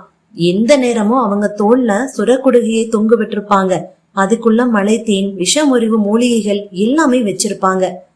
கேட்டா கொடுப்பாங்களா? நான் தான் இந்த ஜமீனோட வாரிசுன்னு தெரிஞ்சா தலையில தூக்கி வச்சு கொண்டாடுவாங்க. பைக்கின் வேகத்தை குறைத்தான். என்ன ஜாதவ், எங்க ஜமீன் மாளிகை வந்துடுச்சு. திருமணம் பக்கம் எல்லாம் ஒரே மரங்களாகத்தானே தெரியுது. மர கூட்டத்துக்கு நடுவுலதான் எங்க ஜமீன் மாளிகை இருக்கு. சிதிலம் அடைஞ்சு செடி கொடிங்க மண்டி கிடக்கிறதுனாலதான் எல்லாமே பச்சையா தெரியுது. அதோ 4-5 நெட்டிலிங்க மரங்கள் வரிசையா நிக்குதுல்ல, அந்த இடத்த பாரு. எங்களோட ஜமீன் மாளிகை உன்னோட கண்களுக்கு தெரியும். ஆதவன் சொன்ன திசையில் வரிசையாய் 5 நெட்டிலிங்க மரங்கள் நின்றிருந்தன. ரொம்ப வருஷத்து மரங்கள் என்பதை அவைகளின் உயரங்களை உணர்த்தியது. அட ஆமா ஆதவ், உங்களோட ஜமீன் மாளிகை என் கண்களுக்கு தெரியுது. எவ்வளோ பெரிய கட்டிடம். வதனா உற்சாகமானாள். 3 மாடி மாளிகை வதனா. 3வது மாடியில எனக்கு நினைவு தெரிஞ்ச நாள்ல பெரிய தோட்டமே இருந்துச்சு. காலப்போக்குல மாளிகை இடிஞ்சு சிதிலமடைய அந்த செடி கொடிகளும் ஒரு காரணம். பாசி வேற படர்ந்திருக்கா, அதான் பச்சையாவே மாறி போயிடுச்சு என்றாள் வதனா. இப்போது பைக் ஜமீன் மாளிகை கட்டிடத்தின் முகப்பு பக்கத்தை நெருங்கி இருந்தது. பைக்கை நிறுத்தினான் ஆதவன். வதனாவும் கீழே குதித்தாள்.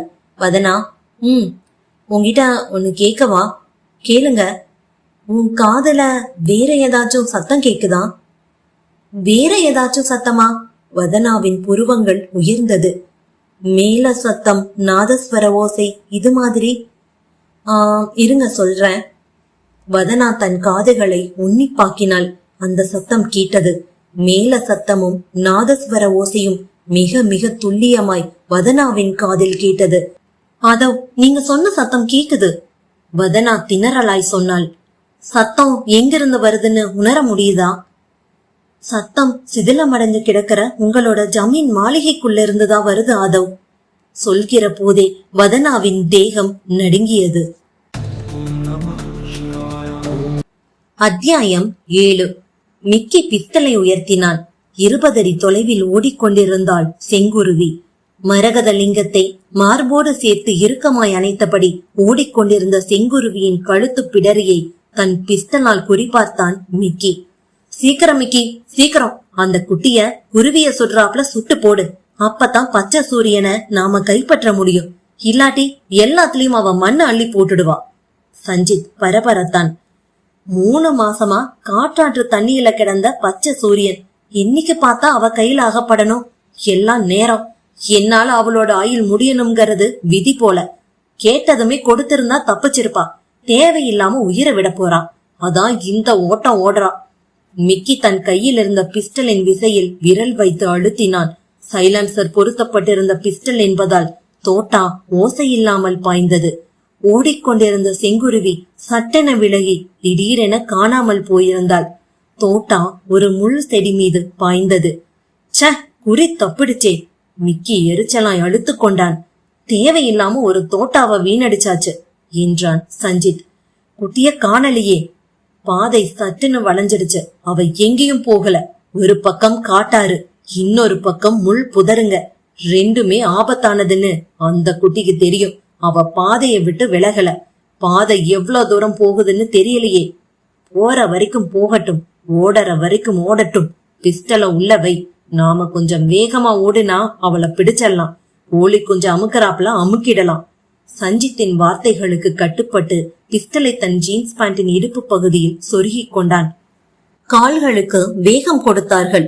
பாதை நெடுகிலும் படர்ந்திருந்த முள் புதர் செடி கொடிகளை விலக்கியபடி பாதையில் ஓடினார்கள். பாதை திடீரென வளைந்திருந்தது. இந்த வளைவுதான் குட்டிய நம்ம தோட்டாக்கிட்ட இருந்து காப்பாத்தினது. ஆள் நடமாட்டம் இல்ல, பராமரிப்பும் கிடையாது. இஷ்டம் போல காட்டு செடிகள் பாதையை முற்றுகையிட்டிருந்தன. தடதடப்பு சத்தம் கேட்டு புதருக்குள் பதுங்கியிருந்த முயல்கள் சிதறி ஓடின. காட்டாற்றின் கரையோர நாணல் புதருக்குள் தங்கியிருந்த குருவி கூட்டம் குபீர் குபீர் என சிறகடித்து பறந்தது. இயற்கையின் அழகு வஞ்சகம் இல்லாமல் அங்கே கொட்டி கிடந்தது. மிக்கி, குட்டிய பிடிச்சிட முடியுமா? பிடிச்சாதானே நாம கோடீஸ்வரனாக முடியும். அவகிட்ட இருந்து பச்சை சூரியனை பறிக்காம இந்த காட்டை விட்டு வெளியேறக்கூடாது. கண்களுக்கு எட்டிய தொலைவு வரை செடி கொடி புதர்தான். செங்குருவியை காணவில்லை. பாதையை விட்டு கொஞ்சம் விலகினாலும் புதர்களின் ஈட்டியான முட்கள் உடம்பை கிழித்து விடும் அபாயத்தை அறிந்து கவனமாகவும் எச்சரிக்கையாகவும் ஓடினார்கள். நாம தப்பு பண்ணிட்டோம் சஞ்சித். என்ன சொல்ற? அந்த குட்டிகிட்ட அன்பா கனிவா பேசி இருக்கணும். தந்திரமா அவ கையில வச்சிருந்த பச்சை சூரியனை பறிச்சிருக்கணும். எடுத்த எடுப்புலயே அவளை அதட்டுனதும் மிரட்டுனதும் தப்பு. அதனாலதான் தறிக்கெட்டு ஓட ஆரம்பிச்சுட்டா. பச்சை சூரியன் நம்ம கையில கிடைக்காம போயிடுமோ? நீயும் நானும் கற்பனை செஞ்சு வச்சிருக்கிற சொர்க்கமயமான வாழ்க்கையில மண் விழுந்துடுமோன்னு கவலையா இருக்கு. மிக்கி புலம்பினான். உன் கவலைய தூக்கி காட்டாத்துல வீசு. நாம தண்ணிக்குள்ள மறைச்சு வச்சுட்டு போன பச்சை சூரியனை அவ கையில பார்த்ததும் திகச்சு போயிட்டோம். பதட்டத்துலதான் அவளை அதட்டி மிரட்டிட்டோம். பட்டிக்காட்டு குட்டி பயந்துடுவா, நம்ம கிட்டயே பச்சை சூரியனை கொடுத்துடுவான்னு முட்டாள்தனமா கணக்கு பண்ணிட்டோம். அவ பாயும் புலியாட்ட ஓடுவான்னு யாருக்கு தெரியும்? நடந்தத பத்தி பேசுறதால இனி எந்த பிரயோஜனமும் இல்ல. நடக்க போறத பத்தி பேசுவோம். அந்த குட்டிய பிடிக்கிற வழிய பாப்போம். சஞ்சித் தங்களைத்தானே ஆறுதல் படுத்திக் கொள்வது போல பேசினான். நீ சொல்றதும் சரிதான். மிக்கி தலையை ஆட்டினான். இருவரும் ஆற்றங்கரையோர பாதையில் செங்குருவியை தேடிக்கொண்டு முன்னேறிக் கொண்டே போனார்கள். அதே பாதையில் 30 அடி தொலைவில் ஓடிக்கொண்டிருந்தாள் செங்குருவி. கால்கள் வலித்தது, தேகம் வியர்த்தது, இதயமோ குட்டி முயலாய் குதித்து துடித்தது. யார் அவர்கள்? விடாமல் துரத்தி வருகிறார்களே. இதற்கு முன்பு அவர்களை நான் பார்த்தது இல்லையே. அவர்களின் குறி இந்த மரகத சிவன் சாமிதான். இதை தேடித்தான் வந்திருக்கிறார்கள். ஒருவேளை இவர்கள்தான் மரகத சிவன் சாமியை தண்ணீருக்குள் ஒளித்து வைத்திருப்பார்களோ? அவர்கள் எடுப்பதற்குள் என் கையில் அகப்பட்டு விட்டதால் வெறியாகி விட்டார்களோ? ஆம், அப்படித்தான் இருக்க வேண்டும். செங்குருவி யோசித்தபடியே ஓடினாள். ஒன்று மட்டும் நிச்சயம், இருவரும் தப்பானவர்கள், மிக மிக மோசமானவர்கள், எதற்கும் துணிந்தவர்கள், நினைத்ததை சாதிக்க எதையும் செய்வார்கள். இவர்களிடம் சிக்கினால் நானும் தொலைந்தேன், மரகத சிவன் சாமியும் அவ்வளவுதான். வியர்த்து கொட்டியது. பின்னால் திரும்பி பார்க்காமல் ஓடினாள். திரும்பி பார்க்க அச்சமாக இருந்தது. திரும்பி பார்க்கிற ஒரு வினாடியை கூட அவள் வீணடிக்க விரும்பவில்லை. இந்த பாதை எங்கே போய் முடியும் என அவளுக்கு தெரியும். தெரிந்தேதான் ஓடினாள். பாதையின் முடிவில் ஒரு அருவி வரும். பேயாற்றை உற்பத்தி செய்கிற அருவி. அந்த அருவி மற்ற அருவிகளைப் போல இரைச்சலிடாமல் சலங்கைகளை உருட்டிவிட்டாற் போல இறையும். கலகலவென யாரோ ஒரு இளம் பெண் சிரிப்பதை போல கொட்டும். அதனாலேயே அதற்கு சலங்கை அருவி என பெயர் வந்திருந்தது. அருவி கொட்டுகிற பாறைகளின் அமைப்பு அப்படி. தண்ணீர் விழுந்து சிதறுகிற போது அதன் எதிரொலி சலங்கைகள் உருள்வதைப் போல கேட்கும். பாறையில் வழுக்கி அருவிக்குள் விழுந்தவர்கள் யாரும் பிழைத்தது கிடையாது. சலங்கை அருவி கரையோரம் மனித நடமாட்டமே இருக்காது. கொடிய விலங்குகள் நடமாடுகிற பகுதி. சலங்கை அருவி கரையை நெருங்கி இருந்தால் செங்குருவி. மலை இடுக்கிலிருந்து கொட்டி கொண்டிருந்தது அருவி. ஆயிரம் ஆயிரம் சலங்கைகளை உருட்டி விட்டதை போன்ற சத்தம். புகை புகையாய் தண்ணீர், நுப்பும் நுரையுமாய் தண்ணீர், பளிங்கு கற்களாக சிதறுகிற தண்ணீர், முழுக்க முழுக்க மூலிகை சாறு கலந்த தண்ணீர். செங்குருவி சலங்கை அருவியை பயமும் பிரமிப்புமாய் பார்த்தாள். சலங்கை அருவியை பார்க்க வேண்டும் என அவளுக்கு வெகு நாளாக ஆசை. பேச்சு கிழவியோடு சொல்லி பொறுக்க வருகிற போது தூரத்திலிருந்து அருவியின் ஓசையை கேட்டிருக்கிறாள். அருவிக்கரைக்கெல்லாம் போகப்படாது, போனா திரும்பி வர முடியாது, அவ்வளவுதான், உசுர அங்கனையே விட வேண்டியதுதான். பேச்சு கிழவி அவளை எச்சரித்து சலங்கை அருவியை பார்க்க வேண்டும் என்ற நினைப்பிற்கு முற்றுப்புள்ளி வைத்து விடுவாள். ஆனால் இன்று எதிர்பாராத விதமாய் சலங்கை அருவியை பார்க்கும் வாய்ப்பு அமைந்து விட்டது. அதுவும் மோசமான சூழ்நிலையில் நிகழ்ந்திருக்கிறது.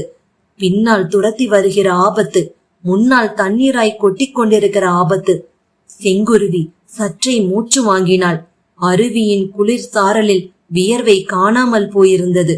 விழிகளில் திகிலோடு அருவியை உச்சியிலிருந்து கீழே வரை பார்த்தாள். இங்கிருந்து தப்பிக்க முடியாது. சலங்கை அருவியில் குதிப்பதை தவிர வேறு வழியே இல்லை. துரத்தி வருகிற முரடர்களிடம் சிக்கினால் மரகத சிவன் சாமியோடு என் மானமும் உயிரும் பறிபோய்விடும். அருவியில் குதித்தால் உயிர் மட்டும்தான் போகும். மானத்தையும் காப்பாற்றிக் கொள்ளலாம். மரகத சிவன் சாமியையும் முரடர்களிடம் சிக்காமல் பண்ணிவிடலாம். மரகத சிவன் சாமி மறுபடியும் கோவிலுக்கு போகாவிட்டாலும் பரவாயில்லை. இவர்களை போன்ற கயவர்களிடம் சிக்கிவிடக்கூடாது. அதற்கு பதிலாய் யார் கையிலும் அகப்படாமல் அருவி தண்ணீருக்குள் அதல பாதாளத்திலேயே மறைந்து கிடக்கட்டும். செங்குருவி திடமாய் அந்த முடிவிற்கு வந்திருந்தாள். அதே வினாடி பின்னாலேயே விடாமல் துரத்தி வந்த மிக்கியும் சஞ்சித்தும் சலங்கை அருவிக்கரைக்கு வந்து சேர்ந்திருந்தார்கள். சஞ்சித், அதோ பாரு, நாம துரத்தி வந்த குட்டி அருவிக்கரையில தான் நிக்கிறா என்றான் மிக்கி கிசுகிசுப்பாய். கையில பச்சை சூரியனை வச்சிருக்காதானே? வச்சிருக்கா. அவனால இனிமேல் ஓட முடியாது. மேற்கொண்டு ஓடினானா அருவியில விழ வேண்டியதுதான். சரி, மெதுவா பேசு, அவ காதல விழுந்துட போகுது. நான் பேசல. இருவரும் பாறையில் படுத்தார்கள். செங்குருவியை நோக்கி ஊர்ந்தார்கள். அத்தியாயம் 8. மேல சத்தமும் நாதஸ்வர ஓசையும் மிக மிக துல்லியமாய் வதனாவின் காதில் கேட்டது. சத்தம் சிதிலமடைந்து கிடக்கிற உங்களோட ஜமீன் மாளிகைக்குள்ள இருந்துதான் வருது ஆதவ். சொல்கிற போதே வதனாவின் தேகம் நடுங்கியது. ஆட்கள் இல்லாத மாளிகை, சிதிலமடைந்த மாளிகை, அமானுஷ்யமான காட்டிற்குள் தன்னந்தனியே இருக்கும் மாளிகை. இதற்குள்ள இருந்து எப்படி இந்த சத்தம் கேட்கிறது? மேல சத்தமும் நாதஸ்வர ஓசையும் கல்யாண மண்டபத்தில் ஒலிப்பதைப் போலல்லவா ஒலிக்கிறது. இது ஆச்சரியமா அதிசயமா? தன் காதுகளையே நம்ப முடியவில்லை. உள்ள யாருங்க இருக்கா? யாருமே இல்ல. ஆதவனின் உதடுகளில் மெல்லிய புன்னகை இழையோடியது. ஆதவ், எனக்கு ஒரே குழப்பமா இருக்கு, தலையே சுத்துது. யாருமே இல்லாத சிதிலமடைஞ்ச மாளிகைக்குள்ளார் இருந்து எப்படி இந்த சத்தம் வருது? இது சத்தம் இல்ல, பின்ன ஆனந்த தாண்டவம். என்ன சொல்றீங்க ஆதவ்? திடுக்கிட்டு நோக்கினாள். எனக்கு மனைவியா இந்த ஜமீனுக்கு மருமகளா வரப்போற உன்னை என்னுடைய முன்னோர்களுடைய ஆத்மாக்கள் ஏத்துக்கிடுச்சு. அவங்களோட சந்தோஷ வெளிப்பாடுதான் இந்த ஆனந்த தாண்டவம், இன்னிசை சத்தம். இதெல்லாம் உன் காதுல விழலைனாதான் நான் வருத்தப்படணும். உன்னை அவங்க ஏத்துக்கலைன்னு நான் கவலைப்படணும். என் முன்னோர்களுடைய ஆத்மாக்களுக்கு உன்னை பிடிக்காம போயிருந்தா இந்த மேல சத்தமும் நாதஸ்வர ஓசையும் உன் காதுக்கு கேட்டிருக்கவே கேட்டிருக்காது. ஆதவன் பேசிக்கொண்டே போனான். ஆதவ், இதெல்லாம் எப்படி சாத்தியம்? இது கம்ப்யூட்டர் யுகம். அயல் கிரகத்துல போய் குடியேறதுக்கான முயற்சியில மனிதர்கள் ஈடுபட்டு இருக்காங்க. நீங்க என்னடானா ஆத்மாக்கள் ஆனந்த தாண்டவம்னு என்னென்னமோ சொல்றீங்களே. இதையெல்லாம் என்னால ஜீர்ணிக்கவே முடியல. காட்டுக்குள்ள இருக்கிற ஜமீன் மாளிகைக்கு போக போறோம். முன்னோர்களோட சமாதிகள்ல விளக்கு ஏத்தி வச்சு விழுந்து கும்பிட்டு திரும்பி வர போறோம்னு தானே சொன்னீங்க. இப்படி ஒரு விசித்திரமான சம்பவம் நடக்கும் எல்லாம் சொல்லவே இல்லையே. வதனாவின் முகம் சுருங்கியது, புருவங்கள் உயர்ந்தது. அயல் கிரகங்கள் இருக்கிறது, அங்க அயல் கிரகவாசிகள் வாழ்றாங்கன்னு சொல்றது நம்பப்படுறது எந்த அளவுக்கு உண்மையோ அந்த அளவுக்கு ஆத்மாக்கள் இருக்கிறதும் உண்மைதான். என் முன்னோர்களின் ஆனந்த தாண்டவத்தை பத்தி முன்கூட்டியே உங்ககிட்ட சொல்லி இருந்தா நீ என் கூட இங்க வர்றதுக்கு நிறைய யோசிச்சிருப்ப, தயங்குவ, கடைசியில வந்திருக்கவே மாட்ட. அதான் சொல்லல. வெரி சாரி வதனா என்றான் ஆதவன் நெகிழ்வான குரலில். பரவாயில்ல ஆதவ், இன்னும் எதையெல்லாம் என்கிட்ட மறைச்சிருக்கீங்கன்னு தெரியலையே. மறைச்சு வச்சதையெல்லாம் ஒவ்வொன்னா தெரிஞ்சுக்கிட்டா போச்சு. தோள்களை குலுக்கியபடி சிரித்தான் ஆதவன். சிதிலம் அடைந்த ஜமீன் மாளிகைக்குள்ளிருந்து ஒலித்த மேல சத்தமும் ராதஸ்வர ஓசையும் இப்போது முற்றிலுமாக நின்று போயிருந்தது. அதோ என்னாச்சு? இன்னிசை சத்தம் இப்ப கேட்கலையே, நின்னுடுச்சே என்றாள் வதனா. கேட்காது வதனா, அவ்வளவுதான். ஆத்மாக்கள் தங்களோட ஆனந்த தாண்டவத்தை முடிச்சுக்கிட்டாங்க. வினோதமா இருக்காதவ். வதனா, உனக்கு இன்னொரு ஆச்சரியத்தை காட்டவா? என்ன செய்ய போறீங்க ஆதவ்? நான் ஒன்னும் செய்ய மாட்டேன். அதோ அந்த பூ மரத்துக்கு கீழே போய் நில்லேன் என்றான் ஆதவ். வதனா அந்த பூமரத்தை விழிகள் விரிய பார்த்தாள். சிதிலமடைந்த ஜமீன் மாளிகையை ஒட்டி நின்றிருந்தது அந்த மரம். பருமனான அடிப்பகுதி, அடர்த்தியாய் கிளை விரிந்திருந்தது. கிளைகளில் இலைகளை தெரியாதபடி பூக்கள், சிவப்பு வண்ண பூக்கள், மஞ்சள் வண்ண பூக்கள், ஊதா வண்ண பூக்கள், இளநீல வண்ண பூக்கள், ரோஸ், ஆரஞ்சு வண்ண பூக்கள் என எல்லா வண்ணங்களிலும் பூக்கள் அம்மரத்தில் குலுங்கிக் கொண்டிருந்தது. வாவ், இதுதான் அந்த இன்னொரு ஆச்சரியமா? வதனா சிலிர்த்தாள். பின்ன நீ போய் அந்த பூ மரத்துக்கு கீழே நின்னு தெரிஞ்சுக்குவ. ஆதவனின் பேச்சுக்கு மறுப்பு தெரிவிக்காமல் விறுவிறுவென்று நடந்து அந்த பூ மரத்துக்கு கீழே போய் நின்றாள் வதனா. அடுத்த கணம் அந்த ஆச்சரியம் அரங்கேறியது. மரத்தில் குலுங்கிய அத்தனை பூக்களும் வதனாவின் மீது பொலப்பளவென உதிரத் தொடங்கியது. பூ மழை, வண்ண பூக்களின் மழை. போர்வையால் மூடியதை போல வதனாவின் தேகம் முழுவதும் பூக்களால் மூடி போக வதனா பூக்களை உதறிக்கொண்டு ஆதவனை நோக்கி ஓடி வந்தாள். அவனுடைய மார்பில் அழுத்தமாய் சாய்ந்தாள். ஆதவ், இதெல்லாம் எப்படி? என்னால நம்பவே முடியல.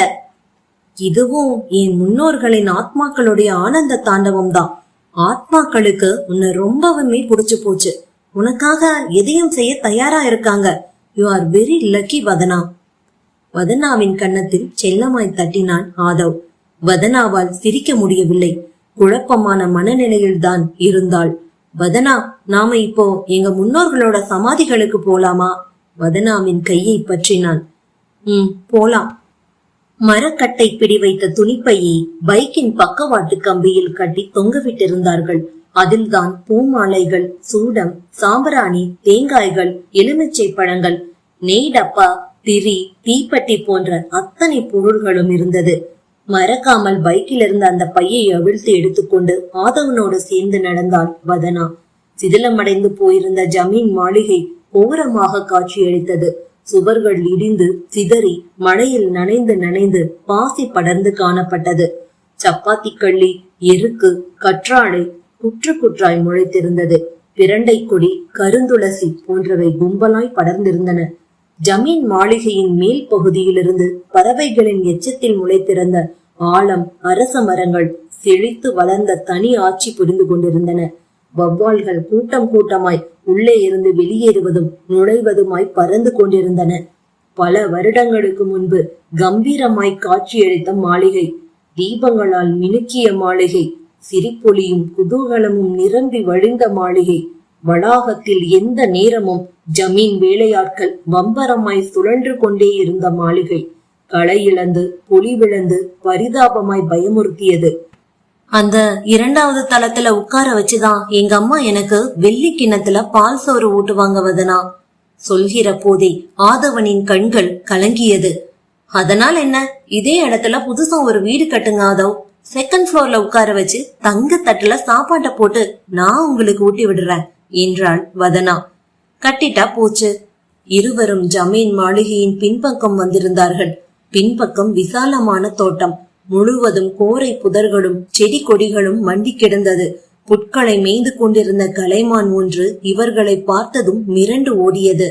எங்கிருந்தோ ஓடி வந்தது ஒரு கருப்பு நிற பூனை. அங்கொன்றும் இங்கொன்றுமாய் நிறைய மாமரங்கள், இலுப்பை மரங்கள், புளிய மரங்கள், எல்லாமே 100 வருடங்களை தாண்டியவை என்பதை அடிப்பகுதியின் பருமனை சொல்லியது. அப்பெல்லாம் இந்த இடத்துல ஒரு புல்லு பூண்டு செடி கூட இருக்காது, மணல் வெளியா கிடக்கும். நான் விளையாடுற மைதானம் இதுதான். ஆதவன் பேசிக்கொண்டே நடந்தான். ஜமீன் மாளிகைக்கு பின்னால் 200 அடி தொலைவு நடந்து வந்திருப்பார்கள். மகிழம்பூ மரங்கள் கூட்டமாய் நின்றிருந்தது. பூக்களின் வாசனை காற்றிலே கலந்திருந்தது. மயக்கும் வாசனை நாசிக்குள் ஊடுருவியது. சில்வண்டுகள் ரீங்காரம் வேறு துல்லியமாய் கேட்டது. சூரியனின் வெளிச்சமே விழாதபடி ஒரே நிழல். அங்கேதான் வரிசையாய் ஜமீனை சேர்ந்தவர்களின் சமாதிகள் தெரிந்தது. பழங்கால அகலமான செங்கற்களால் கட்டப்பட்டிருந்த ஒரு சில சமாதிகள் சிமெண்ட் பூச்சி உதிர்ந்த காற்று அரித்த நிலையில் செங்கற்கள் வெளியே நீட்டிக் கொண்டிருந்தன. 3 சமாதி மேடைகள் மட்டும் சமீபத்தில் தான் புதுப்பிக்கப்பட்டிருந்ததை போல தோற்றம் காட்டியது. பூசப்பட்டிருந்த வர்ணம் மழை வெயில் காரணமாய் வெளுத்து போயிருந்தாலும் இடிபாடுகள் இல்லாமல் காட்சியளித்தது. ஒவ்வொன்றும் சிறிய கோவில் போல வடிவமைக்கப்பட்டிருந்தது. அகல் விளக்குகள் வைத்து தீபங்கள் ஏற்றி வைக்க வசதியாய் மாடங்களும் கட்டப்பட்டிருந்தன. முதல் சமாதி ஜமீன் ரத்ன பூபதி, 2வது சமாதி ராணி ராஜ மீனாட்சி, 3வது சமாதி ஆதவனின் மாமா ரகுநாத பூபதியினுடையது. 3 சமாதி மேடைகளிலுமே தோற்றம் மறைவு செதுக்கப்பட்ட கிரானைட் கற்கள் பதிக்கப்பட்டிருந்தன. துணிப்பையில் இருந்த பொருட்களை சமாதி மேடைக்கு பக்கமாய் புல்தரையில் கொட்டினாள் வதனா. பூமாலைகளை எடுத்து சமாதி மேடைகளின் முகப்பில் அணிவித்தான் ஆதவன். அகல் விளக்குகளில் நெய்யை ஊற்றி திரி போட்டாள் வதனா. ஜமீனுக்கு மருமகளா வரப்போற உன் கையாலேயே எல்லா விளக்குகளையும் ஏத்தி வை வதனா என்றான் ஆதவன். கையில் தீப்பெட்டியை எடுத்தாள் வதனா. ஒரு தீக்குச்சியை உரசினாள். மிக மிக பயபக்தியோடு ஒரே தீக்குச்சி நெருப்பிலேயே 3 அகல் விளக்குகளின் திரியையும் பற்ற வைத்தாள். அகல் விளக்குகள் சுடர் விட்டு எரிய தொடங்கியது. தீபங்களின் சுடர் ஆடாமல் அசையாமல் வெளிச்ச கீற்றாய் ஒளிர ஒவ்வொரு அகல் விளக்காய் கையில் எடுத்து 3 சமாதி மாடங்களிலும் கொண்டு போய் வைத்தாள். ஆதவன் கம்ப்யூட்டர் சாம்பிராணி வில்லைகளை கொளுத்தி புகைய விட்டான். தேங்காய்களை உடைத்து சூடம் காட்டினான். வாழை இலைகளை சமாதி மேடைகள் மீது பரப்பி வாங்கி வந்திருந்த பழ வகைகளை அதிலே அடுக்கினாள் வதனா. சூடத்தோடு தீபத்தை தொட்டு கண்ணல ஒத்திக்க வதனா. சூடத்தின் தீபத்தை கைகளால் தொட்டு கண்களில் ஒற்றிக்கொண்டாள் வதனா. நல்லா மனமுருக வேண்டிக்க வதனா. சரி. ஆதவனோடு இணைந்து 3 சமாதிகளையும் 3 முறை சுற்றி வந்து சமாதிகளுக்கு எதிரே நின்று கைகளை குவித்து வணங்கி கீழே விழுந்து கும்பிட்டாள். கொஞ்ச நேரம் கண்களை மூடி தியானம் பண்ணலாம் வதனா. ஆதவனின் சொல்லுக்கு கட்டுப்பட்டு சமாதிக்கு முன்னால் சம்மணமிட்டு அமர்ந்தாள். ஆதவனும் அவளுக்கு சற்று தள்ளி அமர்ந்து கொண்டான். இருவரும் கண்களை மூடிக்கொண்டார்கள். 5 புலன்களையும் அடக்கி ஒட்டுமொத்த சிந்தனையையும் 2 புருவங்களுக்கு இடையே கொண்டு வந்தாள் வதனா. உடலும் உள்ளமும் ஒரே நிலைக்கு வர சரியாய் 5 நிமிடங்கள் கரைந்தது. வதனா கண்களை திறந்தாள். திடுக்கிட்டாள். அருகில் அமர்ந்திருந்த ஆதவனை காணவில்லை.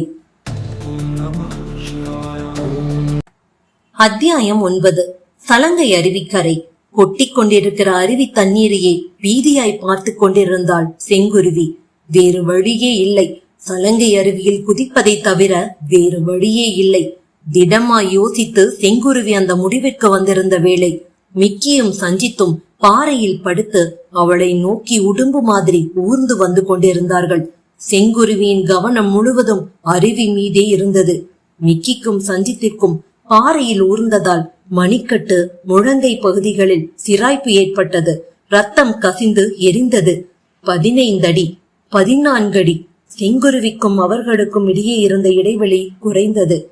மிக்கி, அந்த குட்டியோட காலை ஒரே கவ்வா கவி நம்ம பக்கம் இழுத்தடணும். பச்சை சூரியனை அருவியில வீசிட போறா. வீச மாட்டாடா, அது சாமிங்கிறதுனாலதான் அத அவ கீழையும் போடாம நம்ம கிட்டையும் கொடுக்காம பத்திரமா தூக்கிக்கிட்டு இவ்வளவு தூரம் ஓடி வந்திருக்கா. என்னமா ஓடுறா, ரேஸ்ல ஓட விட்டா கோல்டு மெடல் இவளுக்கு தான். மெல்லிய குரலில் கிசுகிசுப்பாய் பேசியபடியே ஊர்ந்தார்கள். அருவி தண்ணீரின் ஈரமும் படர்ந்திருந்த பாசியும் வழுக்கி விட சஞ்சித்தால் முன்னேற முடியவில்லை. மிக்கி சரசரவென முன்னேறியிருந்தான். 7 அடி, 6 அடி, 5 அடி குதித்து விடலாமா? சிவனையா, உன்னைய காப்பாத்தறக்கு வேற வழி தெரியலையே. கண்ணீர் வழிந்தது. பேச்சு கிழவிதான் பாவம், அனாதையா கிடக்க போகுது. என்னைய மன்னிச்சிட பேச்சு கிழவி. அதற்குள் மிக்கி ஒரே தாவாய் தாவி செங்குருவியின் கால்களை தன் கைகளால் கவ்வி பிடித்தான். எங்கிட்டயே ஓட்டங்காற்றையா? மிக்கி உருமினான். செங்குருவி அதிர்ந்து பின் சுதாரித்து தன் பலத்தை எல்லாம் திரட்டி மிக்கியின் பிடியிலிருந்து கால்களை உருவி ஓங்கி ஒரு உதை விட்டாள். பலமான உதை மிக்கியின் முகத்தில் விழ வலியில் துடித்து சற்றை பிடியை தளர்த்தினான். செங்குருவி தன் மார்போடு சேர்த்து ராஜ மரகதலிங்கத்தை கெட்டியாய் அணைத்தபடி கண்ணிமைக்கும் வினாடியில் சலங்கை அருவிக்குள் குதித்தாள். சிவனையா! உறக்க அந்த வார்த்தையை உச்சரித்தபடியே தான் குதித்தாள். சலங்கை அருவியின் வீச்சு திடீரென்று குறைந்திருந்தது. அருவிக்குள் குதித்த செங்குருவி தண்ணீருக்குள் இருந்த ஒரு தட்டையான பாறையில் தான் குதித்திருந்தாள். பாறையில் நின்றிருந்ததால் அருவி தண்ணீரோடு இழுத்து செல்லப்படவில்லை. மயிரிழையில் தப்பியிருந்தாள். தண்ணீரின் வீச்சு குறைந்திருந்ததால் கொட்டிக் கொண்டிருக்கிற தண்ணீருக்கு அந்த பக்கம் மலை தெரிந்தது. ராஜ மரகத லிங்கத்தை மார்போடு அணைத்தபடி கொட்டிக் கொண்டிருக்கிற அருவியின் தண்ணீருக்குள் புகுந்து அந்த பக்கம் பாய்ந்தாள். இப்போது ஒரு சொட்டு தண்ணீர் கூட அவள் மீது விழவில்லை. இங்கிருந்து மேலே ஏறி கரைக்கு போகாமல் ஊருக்குள் நுழைய ஏதேனும் வழி தெரிகிறதா? பரபரவென கண்களை அலைப்பாய விட்டாள். கண்களில் மின்னல் மின்னியது. சந்தோஷ மின்னல். மலையில் குடையப்பட்டிருந்த ஒரு குகை செங்குருவியின் கண்களில் பட்டிருந்தது. இந்த லிங்கமலையில் ஆங்காங்கே நிறைய குகைகள் இருந்ததாகவும் ஒரு காலத்தில் அக்குகைகளில் சித்தர்கள் தங்கியிருந்ததாகவும் நிறைய கேள்விப்பட்டிருக்கிறாள். சித்தர்கள் இன்னமும் இருக்காங்க. இந்த லிங்கமலையில உலாவுறாங்க. சித்தர்களுக்கு நிறைய ரூபங்கள் உண்டாம். காற்றா, மரமா, செடியா, விலங்கா, பறவையா, எந்த உருவத்துல வேணும்னாலும் இருப்பாங்களாம். நினைக்கும் போது நினைத்த உருவத்தை அடைகிற அபூர்வ சக்தி படைச்சவங்களாம். சித்தர்கள் நல்லதை மட்டும்தான் செய்வாங்களாம். குடிசையில் தூக்கம் வராமல் கோரைப்பாயில் புரண்டு கொண்டிருக்கும் போது பேச்சு கிழவி கதை கதையாய் சொன்னதெல்லாம் செங்குருவிக்குள் ஓடியது. புகையில யாராவது சித்தர்கள் இருந்தா என்னைய நிச்சயம் காப்பாத்திடுவாங்க. செங்குருவி மான்குட்டியை போல துள்ளி கொண்டு குகையை நோக்கி ஓடினாள். குகை 5 அடி உயரம் இருந்தது. 3.5 அடி அகலம். நுழைவு பகுதியில் செடிகள் மண்டி கிடந்தன.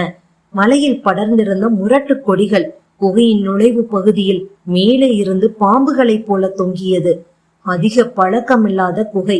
அந்நிய மனிதர்களுக்கு தெரியாத குகை. 600-700 வருடங்களுக்கு முன்பு உருவாக்கப்பட்ட குகை. சற்றும் யோசிக்காமல் குகைக்குள் ஓடினாள் செங்குருவி. குகைக்குள் ஒரே வெளிச்சம். செங்குருவி விட்ட உதையில் நிலை குலைந்து போயிருந்தான் மிக்கி.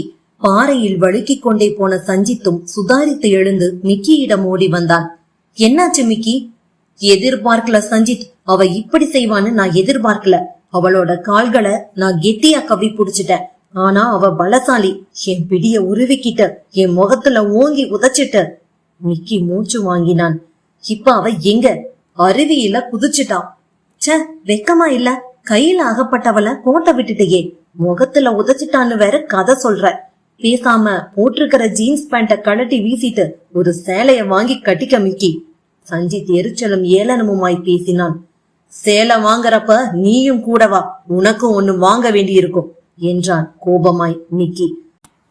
வேணாம் மிக்கி, நாம ஒருத்தர் சீண்டிக்க இது வல்ல நேரம். முதல்ல சீண்டினது நீதானே.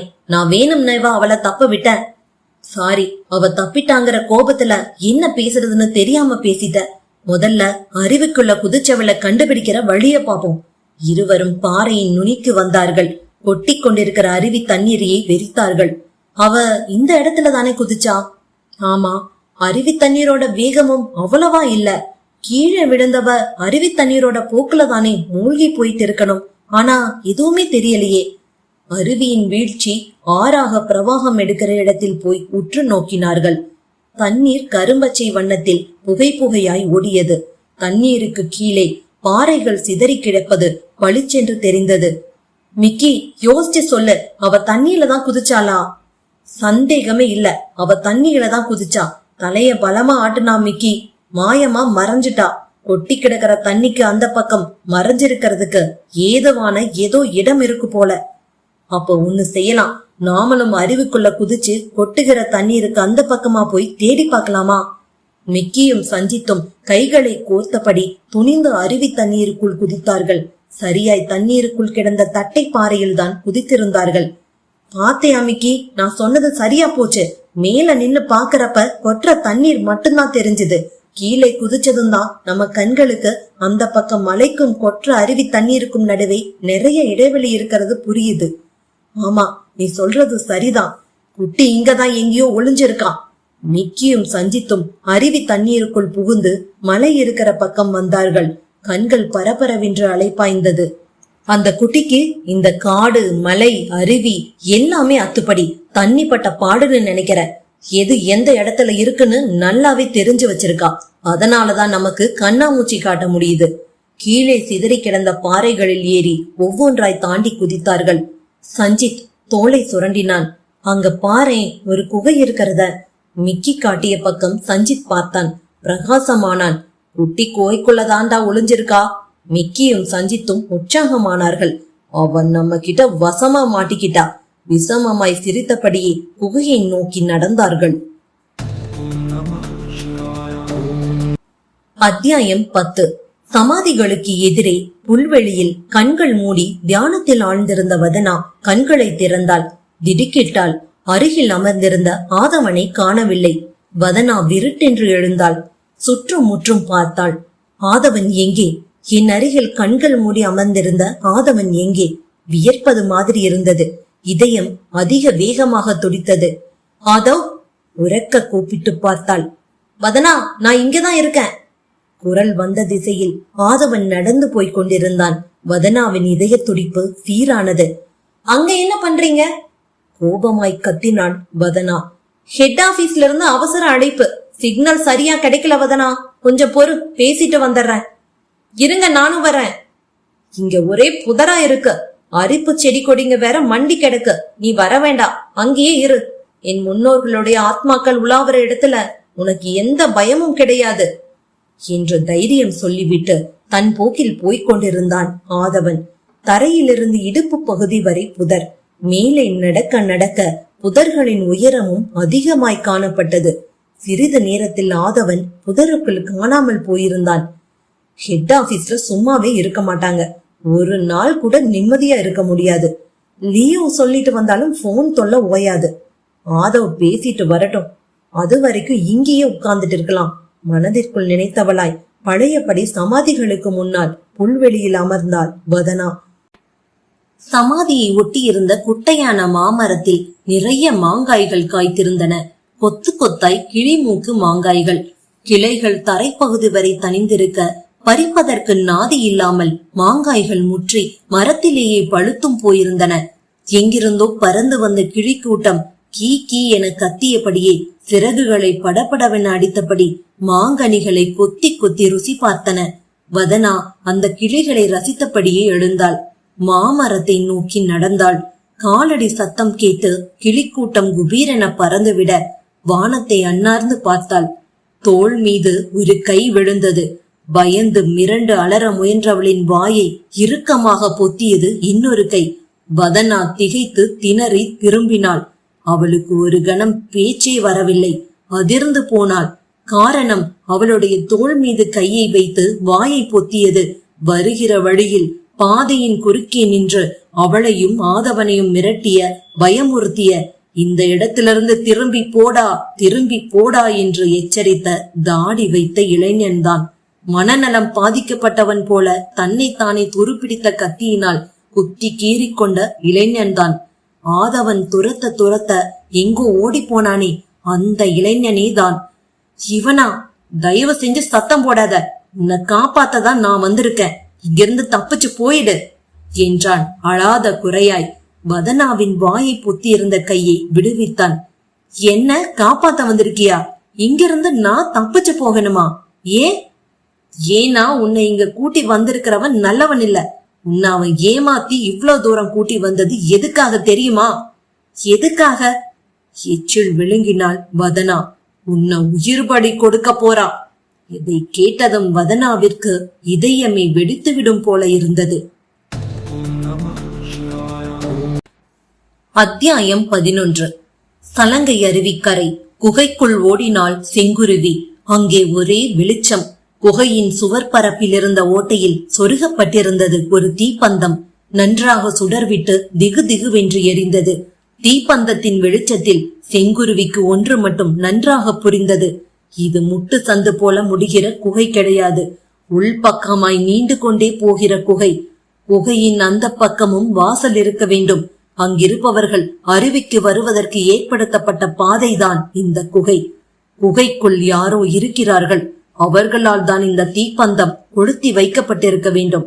ஆசைகளை துறந்து துறவரம் பூண்டு குகைக்குள் யாரேனும் கடுந்தவம் புரிகிறார்களோ? செங்குருவியின் கண்கள் சுழன்றது. குகையின் சுவர்களில் ராட்சத சைஸ் பல்லிகள் ஊர்ந்து கொண்டிருந்தன.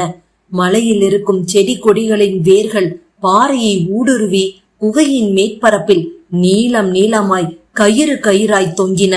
குகைக்குள் காற்று நுழைவதற்கு ஆங்காங்கே துளைகள் இடப்பட்டிருக்க வேண்டும். குளுமையான மூலிகை காற்று குகை முழுவதும் பரவி இருந்தது.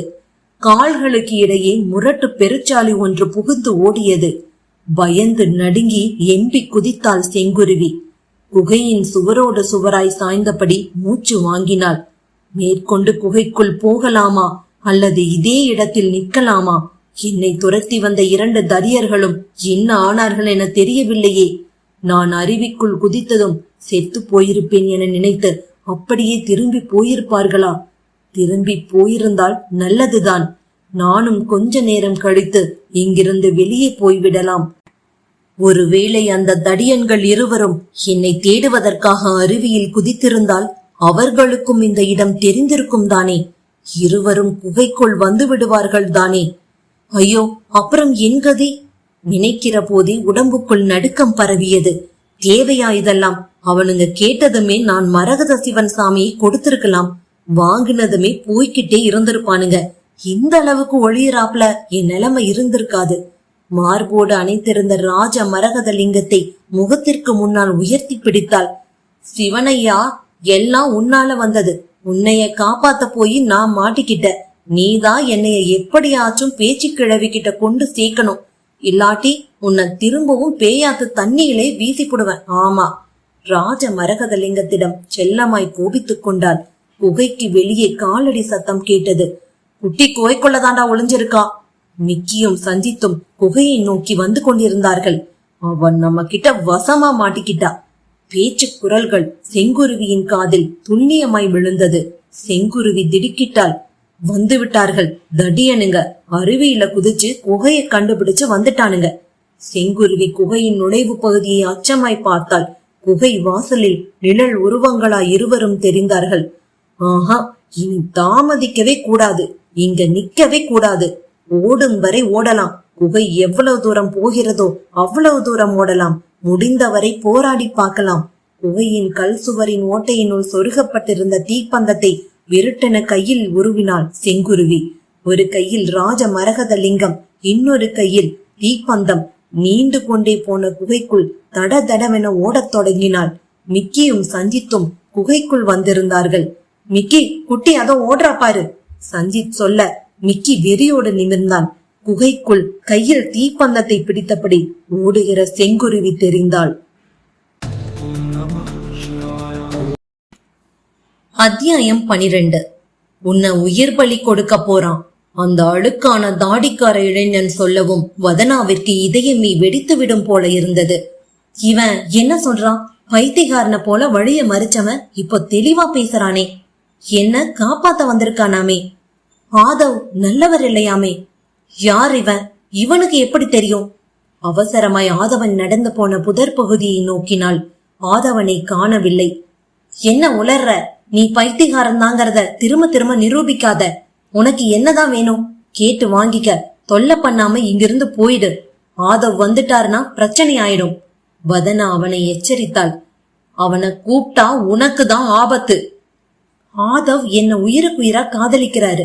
2 பேரும் கல்யாணமும் பண்ணிக்க போறோம். நிச்சயதார்த்தம் கூட நடந்துருச்சு. 4 வருஷமா என்ன உருகி உருகி காதலிச்சவர்னால எனக்கு எந்த ஆபத்தும் வராது. மரியாதையா ஓடி போயிடு. வதனா கோபமாய் சீறினாள். முதல்ல நான் சொல்றத கேடு. சொல்லு. வேண்டா வெறுப்பாய் பார்த்தாள். ஆதவ் உன்னை 4 வருஷமா காதலிச்சிருக்கலாம். உருகி உருகி பாசம் காட்டி இருக்கலாம். எல்லாமே உண்மைதான். ஆனா இப்ப ஆதவனோட மனசுல துளி கூட காதல் கிடையாது. அத்தனையும் வேஷம். அவன் ஆவேசமாய் பேசினான். கண்களில் கோபம் கொந்தளித்தது. இதெல்லாம் உனக்கு எப்படி தெரியும்? நீ யாரு? உனக்கும் ஆதவனுக்கும் என்ன தொடர்பு? எந்த தொடர்பும் கிடையாது. சுருக்கமா சொல்லி முடிச்சிடுற. நம்புறதும் நம்பாததும் உன் விருப்பம். என் பேரு ஜெயந்த். என்னோட முறை பொண்ணு சொப்னா. எனக்கும் சொப்னாவுக்கும் கல்யாணம் பண்றதா 2 வீட்லயும் பேசி முடிவு பண்ணி வச்சிருந்தாங்க. எனக்கு போட்டோகிராஃபில ஆர்வம் அதிகம். மலைகள், காடுகள், பறவைகள், விலங்குகள், அருவிகள், காட்டு ஓடைகள்னு இயற்கை அழகு கொஞ்சற இடங்களுக்கு போய் தத்ரூபமான புகைப்படங்களை எடுக்கிறதுல அவ்வளவு ஆசை. அதனாலதான் நான் இந்த காட்டுக்குள்ளேயே வந்தேன். நானும் வந்தே தீருவேன்னு பிடிவாதம் பிடிச்சு சொப்னாவும் என் கூடவே வந்துட்டா. 2 பேரும் கையில கேமராவோட இந்த காட்டுக்குள்ள சுத்தி திரிஞ்சோம். மலைப்பாம்பு ஒன்ன படம் பிடிக்கிறதுக்காக ஒரு பாறை மேல ஏறி கேமராவுல கோணம் பார்த்துட்டு இருந்த அந்த நேரம் பார்த்து சொப்னா காட்டுக்குள்ள மாயமா மறைஞ்சிட்டா.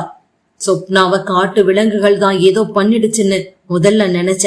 அழுது புரண்டு சொப்னாவோட உடம்ப தேடி காடு முழுக்க அலைஞ்ச. அப்பதான் எனக்கு அந்த பயங்கரமான உண்மை தெரிய வந்துச்சு. பேச்சை நிறுத்தி மூச்சு வாங்கினான் ஜெயந்த். என்ன பயங்கரமான உண்மை? சொப்னாவ காட்டு விலங்குகள் எதுவுமே செய்யல. சிம்மன்கிற கொடூரமான மந்திரவாதி கிட்டதான் அவ சிக்கிட்டா. சிம்மன் கொடூரமானவன். நினைத்ததை அடைய எதை வேணும்னாலும் செய்வான்.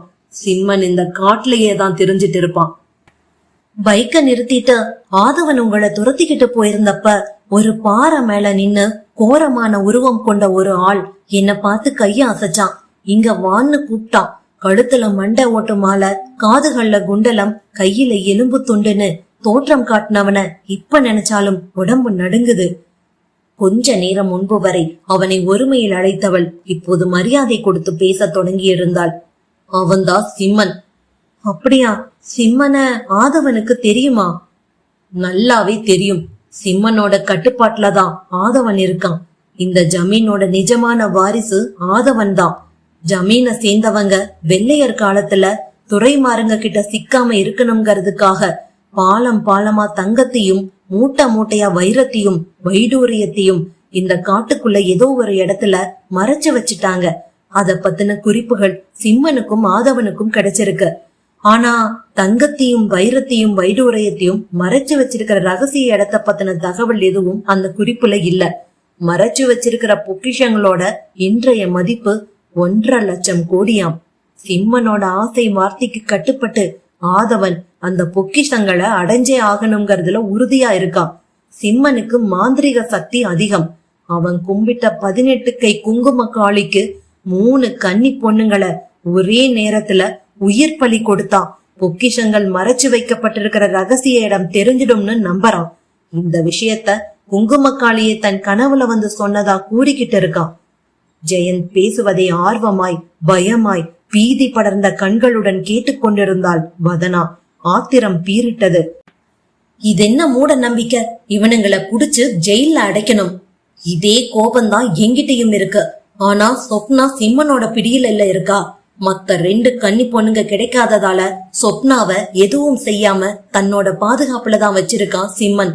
இன்னைக்கு நீயும் அவன் கையில சிக்கிட்டினா உன்னையும் சொப்னா இருக்கிற இடத்துக்கு கொண்டு போயிடுவான்.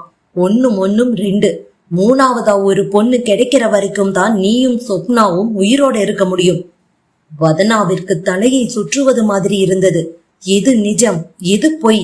ஆதவனின் காதல் நயவஞ்சகமா? இனிக்க இனிக்க பேசியது பழகியது எல்லாமே வேஷம்தானா? 2 நாளைக்கு முந்தி ஆதவன் இந்த காட்டுக்கு வந்திருந்தான். சிம்மனை சந்திச்சு பேசினான். அப்பதான் உன்னை பத்தின விவரங்களை சொன்னான் ஆதவன். இன்னைக்கு உன்னை இங்க ஆதவனை விட்டு கூட்டி வர வச்சது கூட சிம்மனோட ஏற்பாடுதான். நீ சிம்மனோட கையில சிக்கிட கூடாதுன்னு தான் நீயும் ஆதவனும் வர்ற வழியில பாதைய மறிச்சு மிரட்டுறது மாதிரி பேசின. பைத்தியகாரனாட்டம் நடிச்ச. நீ என்ன பார்த்து பயப்படவ. நான் ஜமீன் மாளிகைக்கு வரல, வாங்க திரும்பி போயிடலாம்னு ஆதவன் கிட்ட பிடிவாதம் பிடிப்பேன்னு நினைச்ச. ஆனா அந்த இடத்துக்கு திடீர்னு சிம்மனும் வந்துட்டான். அவன் கண்ணுல நான் அகப்படாம இருக்கணும்னு தான் அங்க இருந்து ஓடுற மாதிரி ஆயிடுச்சு. இந்த காட்டை விட்டு வெளியேறி சிம்மனை பத்தி கூறினா சிம்மன் என்னோட சொப்னாவை கொன்னுடுவான். அதனாலதான் நான் எதுவுமே செய்ய முடியாத நிலைமையில இருக்க. சிம்மனுக்கு மத்த 2 கன்னி பொண்ணுங்க கிடைக்கிறதுக்குள்ள சொப்னாவை அவன் பிடியிலிருந்து மீட்டிடணுங்கிற வைராக்கியத்தோடவும் வெறியோடவும் தான் இந்த காட்டுக்குள்ள கடந்த 10-15 நாட்களா சுத்தி சுத்தி வர்றேன். என்னால முடியல, சிம்மனை நெருங்க முடியல. காட்டு கிழங்குகள் பழங்கன்னு பறிச்சு தின்னுதான் என் பசிய போக்கிக்கிறேன். சிம்மனை எதிர்க்க உடம்புல வலு வேணுமே. திரும்பி போனா சொப்னாவோட தான் இந்த காட்டை விட்டு போவேன். அது நடக்கலைனா நானும் இந்த காட்டுக்குள்ளேயே உயிரை விட்டுருவேன். ஜெயந்தின் கண்களில் கண்ணீர் வழிந்தது. உடம்பு வெடவெடவென்று நடுங்க உறைந்து போய் நின்றிருந்தாள் வதனா. என்னால நம்பவே முடியல. வதனாவிற்கு தொண்டையை அடைத்தது. பிளீஸ், சாமி சத்தியமா, என் சொப்னா மேல சத்தியமா, நான் சொல்றது அத்தனையும் உண்மை. நீ இங்கிருந்து தப்பிச்சிடு.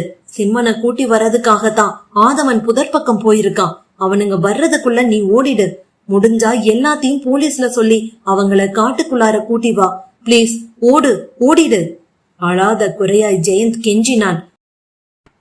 புதர் பகுதியிலிருந்து பறந்து வந்தது ஒரு தடிமனான மரக்கட்டை. சரியாய் ஜெயந்தை குறிவைத்து வீசப்பட்டிருந்தது. குறி தப்பாமல் ஜெயந்தின் முன்னேற்றி பகுதியை நச்சென தாக்கியது. அம்மா! ஜெயந்த் அலறினான். நெற்றி பகுதியும் முன்மண்டையும் உடைந்து ரத்தம் வழிந்தது. ஓடிடு. மயங்கி ஒத்தன வதனாவின் காலடியில் சரிந்தான். வதனாவிற்கு முதுகு தண்டுவடம் சில்லிட்டது. ஜெயந்த் சொல்வதெல்லாம் உண்மைதான். ஆதவன் நல்லவன் இல்லை. ஆதவிடம் தப்பு இருக்கிறது. நம்பி ஏமாந்து விட்டேன். காதல் கண்களை மறைத்து விட்டது. 2 நாட்களுக்கு முன்பு எங்கோ வெளியூர் போவதாக ஆதவ் சொன்னது அவசரமாய் கிளம்பி போனது எல்லாம் இங்கே வரத்தானா? மந்திரவாதி சிம்மனை சந்திக்கத்தானா?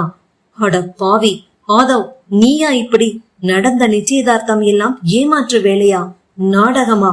ஆத்மாக்கள் என்றானே, ஆனந்த தாண்டவம் என்றானே, எல்லாமே பொய்யா? சிதிலமடைந்த ஜமீன் மாளிகைக்குள் இருந்து கேட்ட மேல சத்தமும் நாதஸ்வர ஓசையும் மரத்திலிருந்து வண்ண வண்ண பூக்களின் தலையில் பொல பொலவென கொட்டியதும் ஆதவின் சூழ்ச்சியா? வதனாவிற்கு அழுகை பீரிட்டது. ஆஹா, இனி இங்க ஒரு வினாடி கூட நிற்க கூடாது, ஓடிவிடலாம். வதனாவின் மனசு கட்டளையிட்டது. வதனா திரும்பினாள். ஜமீன் மாளிகையின் முகப்பு பகுதியை நோக்கி அங்கிருந்து ஓட முயன்றாள். அதற்குள் புதர் பக்கமிருந்து ஆதவன் வெளியே வந்து விட்டான். ஆதவனின் முகத்தில் விஷமமான புன்னகை, பார்வையில் நிறைய வித்தியாசம் தெரிந்தது. வதனா வியர்த்து வழிந்தாள். அத்தியாயம் 13. மிக்கி, குட்டி அதோ ஓடுறா பாரு. சஞ்சித் சொல்ல மிக்கி வெறியோடு நிமிர்ந்தான். குகைக்குள் கையில் தீப்பந்தத்தை பிடித்தபடி ஓடுகிற செங்குருவி தெரிந்தாள். ஒரு கையில் தீப்பந்தம், இன்னொரு கையில் ராஜ மரகதலிங்கம். செங்குருவி பயத்துடன் பின்னால் திரும்பி பார்த்தபடியேதான் ஓடிக்கொண்டிருந்தாள். சஞ்சித், எனக்கு ஒரு சந்தேகம். குட்டி கையில தீப்பந்தம் வச்சிருக்காளே, எப்படி கிடைச்சிருக்கும்? குகையில யாரோ கொளுத்தி வச்ச தீப்பந்தம் தான் அவ கையில புடிச்சுக்கிட்டு ஓடுறா. அப்படின்னா வேற யாரோ இந்த குகைக்குள்ள இருக்காங்கன்னு தானே அர்த்தம்? ஆமா, நிச்சயமா இருக்காங்க. யாரும் இல்லாட்டி தீப்பந்தத்துக்கு வேலையே கிடையாதே. சஞ்சித் தலையை ஆட்டினான். பேண்ட் பாக்கெட்டில் இருந்த பென் டார்ச்சை உயிர்ப்பித்தான். குட்டி நிக்காம ஓடிக்கிட்டே இருக்கா. இந்த குகை எங்க போய் முடியுதுன்னு தெரியல. வேற யாராவது பாத்துட்டா நமக்கு பிரச்சனை ஆயிடுமே. அதுக்குள்ள குட்டிய மடக்கிடணும்.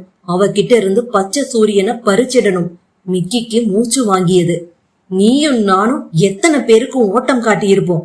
நம்மளையே மிரள வச்சுட்டா இந்த குட்டி.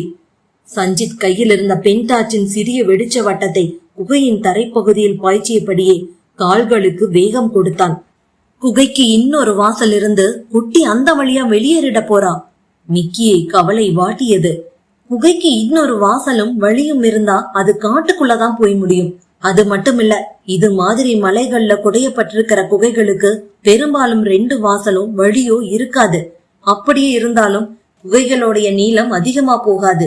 நீ வேணா பாரு, இந்த குகைக்கு இன்னொரு வாசலோ வழியோ இருந்தா சீக்கிரமாவே தெரிஞ்சு போயிடும். தீப்பந்தத்தை கொளுத்தி வச்ச நபரையும் நாம பாத்துடலாம். எப்படி சமாளிக்கிறது? நம்ம கிட்டதான் பிஸ்டல் இருக்கே, அத தயாரா வச்சுக்க.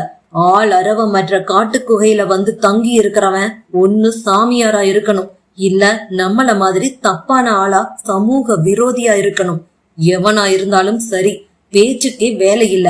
தயவு தாட்சண்யம் பார்க்காம சுட்டு தள்ளிடு என்றான் சஞ்சித். திடீரென குகையினுள் ஒரே துர்நாற்றம் அடித்தது. கீரி பிள்ளை ஒன்று செத்து கிடந்ததுதான் காரணம். கெட்ட வாடை. மிக்கியும் சஞ்சித்தும் அந்த இடத்தை வேகமாக கடந்தார்கள். குகையில் ஆங்காங்கே கல் படுக்கைகள், கல் தலையணைகள், கல் உரல்கள் எல்லாமே காணப்பட்டது. சில இடங்களில் குகையின் சுவர்களில் மூலிகை சாறினால் ஓவியங்களும் வரையப்பட்டிருந்தன. விளக்குகளை ஏற்றி வைப்பதற்கு வசதியாய் கல் மாடங்களும் சுவர் பகுதியில் உருவாக்கப்பட்டிருந்தன. செங்குருவிக்கும் அவர்களுக்கும் இடையில் இடைவெளி மிக குறைவாக இருந்தது. அவளால் வேகமாய் ஓட முடியவில்லை. நிறைய களைத்து போயிருந்தாள். குகையின் அடிப்பகுதியில் நீட்டிக் கொண்டிருந்த கூர்மையான கருங்கல்லில் கால் இடறி கட்டை விரலில் அடிபட்டு ரத்தம் கசிந்தது. வலி வின் வின் என்று தெரித்தது. உச்சந்தலை வரை வலி ஏறி இருந்தது. மாட்டிக்கொள்வோமா மாட்டிக்கொள்வோமா? பயம் அவளை பந்தய குதிரையை போல ஆக்கியிருந்தது. பின்னால் திரும்பி பார்க்க அச்சமாக இருந்தது. இருவரும் தன்னை நெருங்கி விட்டார்கள் என்பதை முதுகிற்கு பின்னால் இருந்து காதுகளில் மோதிய காலடி சத்தமை உணர்த்தியது. மிக்கி, எனக்கு முடியல, மூச்சு வாங்குது. சஞ்சித் சட்டென்று நின்றான். மூச்சை இழுத்து விட்டான். உன்னால முடியலைன்னா நீ இங்கேயே இரு, நான் அவளை பாத்துக்கறேன். மிக்கி பிஸ்டலை வெளியே எடுத்தான். செங்குருவியின் பின்னந்தலைக்கு குறி பார்த்தான். குகைக்கு அந்த பக்கம் ஒருத்தரோ 2 பேரோ இருந்தா சமாளிச்சிடலாம். நம்மளோட போதாத நேரம் நிறைய பேர் இருந்தாங்கன்னா சிக்கல் ஆயிடும். எல்லாருமா சேர்ந்து நம்மள ஒரு வழி பண்ணிடுவாங்க. இனியும் இவளை ஓட விடக்கூடாது என்றபடியே மிக்கி பிஸ்டலின் விசையில் விரலை வைத்து அழுத்தினான். சைலன்சர் பொருத்தப்பட்ட பிஸ்டலில் இருந்து தோட்டா ஓசை இல்லாமல் பாய்ந்தது. மயிர் இழையில் செங்குருவின் நழுவி விட தோட்டா குகையின் சுவர் மீது பட்டு தெரித்தது. ச, மிக்கி வெறியானான். அவன் குறி தப்பியதே இல்லை. செங்குருவி விஷயத்தில் தவறி இருக்கிறது. அதுவும் 2 தடவை தவறி இருக்கிறது. இந்த தடவை குட்டி தப்பிக்கவே முடியாது. மறுபடியும் பிஸ்டலின் விசையில் விரலை வைத்தான். செங்குருவின் முதுகிற்கு குறி பார்த்தான். அந்த நேரம் பார்த்து யாருமே எதிர்பாராத விதமாய் செங்குருவியின் கையில் இருந்த தீப்பந்தம் அணைந்து போயிருந்தது. எங்கும் ஒரே இருட்டு. சஞ்சித், குட்டியோட கையில இருந்த தீப்பந்தம் அணைஞ்சிடுச்சு. உன் கையில இருக்கிற பெண் டார்ச்ச அவ பக்கமா காட்டு, இருட்டுல ஒண்ணுமே புரியல என்றான் மிக்கி. சஞ்சித் தான் வைத்திருந்த பெண் டார்ச்சை செங்குருவி ஓடிக்கொண்டிருந்த பக்கமாய் உயர்த்தினான். திக்கென்றிருந்தது. செங்குருவியை காணவில்லை. குகையும் 2 பிரிவாக பிரிந்திருந்தது. அத்தியாயம் 14. புதருக்குள்ளிருந்து வெளியே வந்து கொண்டிருந்த ஆதவனின் முகத்தில் நிறைய வித்தியாசம் தெரிந்தது. விஷமமான புன்னகை படர்ந்திருந்தது. வதனா வியர்த்து வழிந்தாள். முன்னெற்றியில் அடிபட்டு ரத்தம் வழிய மயங்கி கீழே சரிந்து கிடக்கிற ஜெயந்தையும் ஆதவனையும் மாறி மாறி பார்த்தாள். ஆதவ் தான் மரக்கட்டையை வீசி ஜெயந்தை தாக்க வீழ்த்தி இருப்பானோ? தேகம் நடுங்கியது.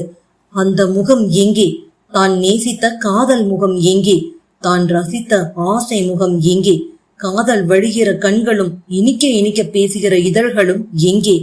தன்னை தவிக்க வைத்த முகம் எங்கே? உருக வைத்த முகம் எங்கே? கிறங்கி மயங்க வைத்த முகம் எங்கே? ஏங்க வைத்த முகம் எங்கே? உறக்கத்தை தொலைக்க வைத்த முகம் எங்கே? வதனாவிற்கு கண்கள் கலங்கியது. ஆதவன் வேகமாக அவளை நெருங்கினான். சொல்லிட்டானா? ஜெயந்த் எல்லாத்தையும் சொல்லிட்டானா? வந்த வேகத்திற்கு ஜெயந்தை காலால் எட்டி உதைத்தான். ஆதவ், நீ ஓடலையா வதனா என்றான் ஏளனமாய். விக்கித்து போய் பார்த்தாள் வதனா. ஜெயந்த ஒழிச்சு கட்டாம விட்டது தப்பா போயிருச்சு. அதான் இடையில வந்து குறுக்கிட்டுக்கிட்டே இருக்கான். இவன் எழ 1 மணி நேரமாச்சும் ஆகும். அப்புறமா வந்து கவனிச்சுக்கிற. தான் ஜெயந்தி கட்டையினால் தாக்கியது என்பதை மீண்டும் இன்னொரு உதை ஜெயந்துக்கு விட்டதன் மூலம் நிரூபித்தான். மயங்கி கிடந்த ஜெயந்த் வாங்கிய உதைக்கு இன்னும் கொஞ்சம் உருண்டான். வா போகலாம் வதனாவின் கையை கெட்டியாக பற்றினான். எங்க கூப்பிடுறீங்க? சிம்மன் கிட்ட. தோள்களை குலுக்கினான். தன் இதயத்தை யாரோ ரம்பம் வைத்து அறுப்பதை போல உணர்ந்தாள் வதனா. ஆதவ், நீங்களா இப்படி நடந்துக்கிறீங்க? அழுகை வெடித்தது. நானேதான். வேணா ஆதவ், இதெல்லாம் ரொம்ப தப்பு. நீங்க வேணும்னா என்ன பொய்யா காதலிச்சிருக்கலாம். ஆனா நான் உங்களை காதலிச்சது நிஜம். பிளீஸ், இப்போ ஒன்னும் மோசம் இல்ல. நான் எல்லாத்தையும் மறந்துடுறேன், மன்னிச்சிடுறேன். விட்டுருங்க ஆதவ். சிம்மன் கிட்ட இருக்கிற அந்த சொப்னாவை மீட்டு வந்து ஜெயந்த் கிட்டயே விட்டுருங்க. இங்க நடந்த எதையும் நான் சாமி சத்தியமா வெளியில யார்கிட்டயும் சொல்ல மாட்டேன். நிச்சயத்தபடியே நம்ம கல்யாணம் நடக்கட்டும். நாம சந்தோஷமா வாழலாம் ஆதவ். வதனா கெஞ்சினாள்.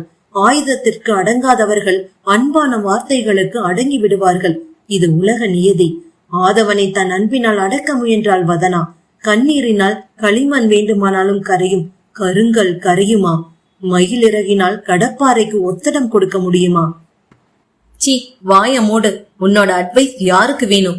இந்த மலையில என் ஜமீன் முன்னோர்கள் மறைச்சு வச்சுட்டு போன பொக்கிஷங்களோட இன்றைய மதிப்பு எவ்வளவு தெரியுமா?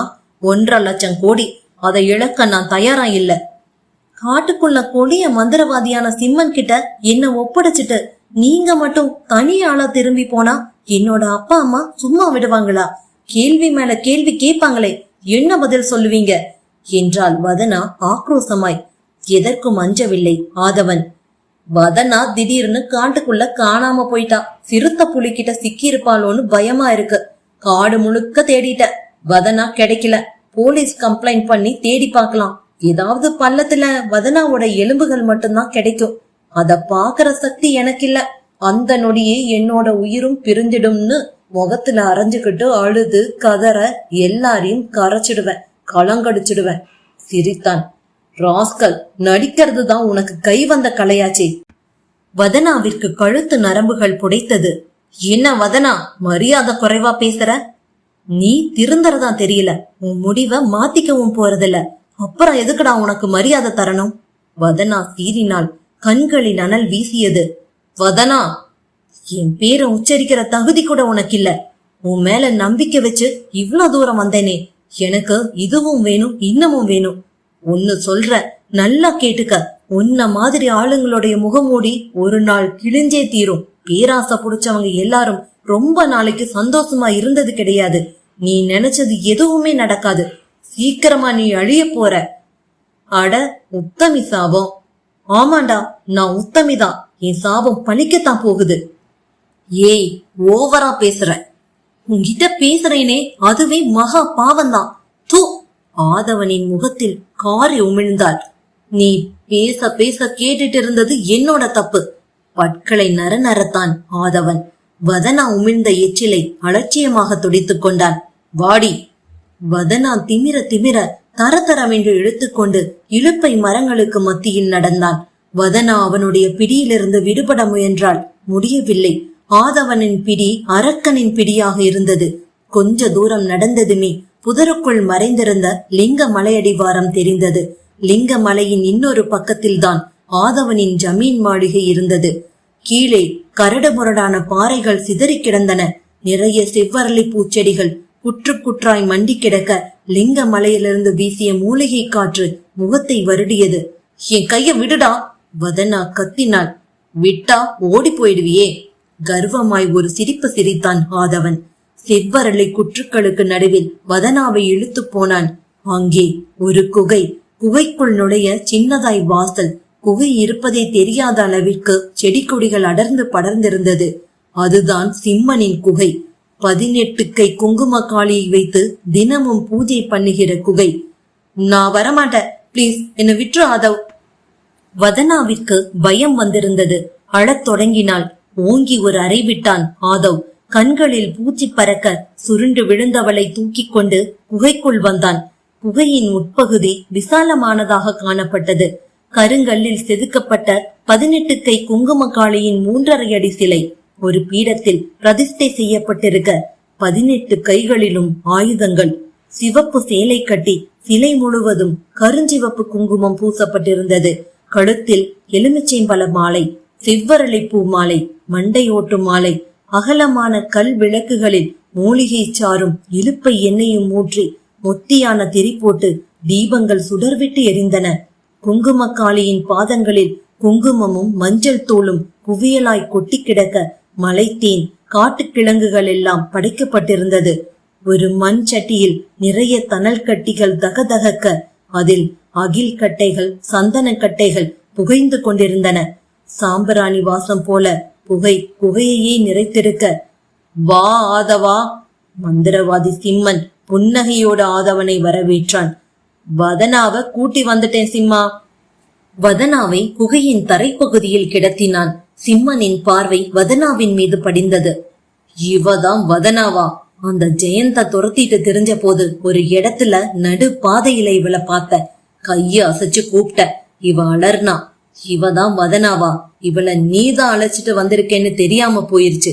நீ அங்க இவ பக்கத்துல இல்ல. வீல்னு அலறி கூச்சல் போட்டா. யாரோ ஓடி வர்ற மாதிரி தெரிஞ்சது. அடுத்த கணமே நான் அங்கிருந்து மறைஞ்சிட்ட. நீ கூட்டி வரப்போற வதனா இவதான்னு அப்பவே தெரிஞ்சிருந்தா நானே இவளை தூக்கி வந்திருப்பேனே.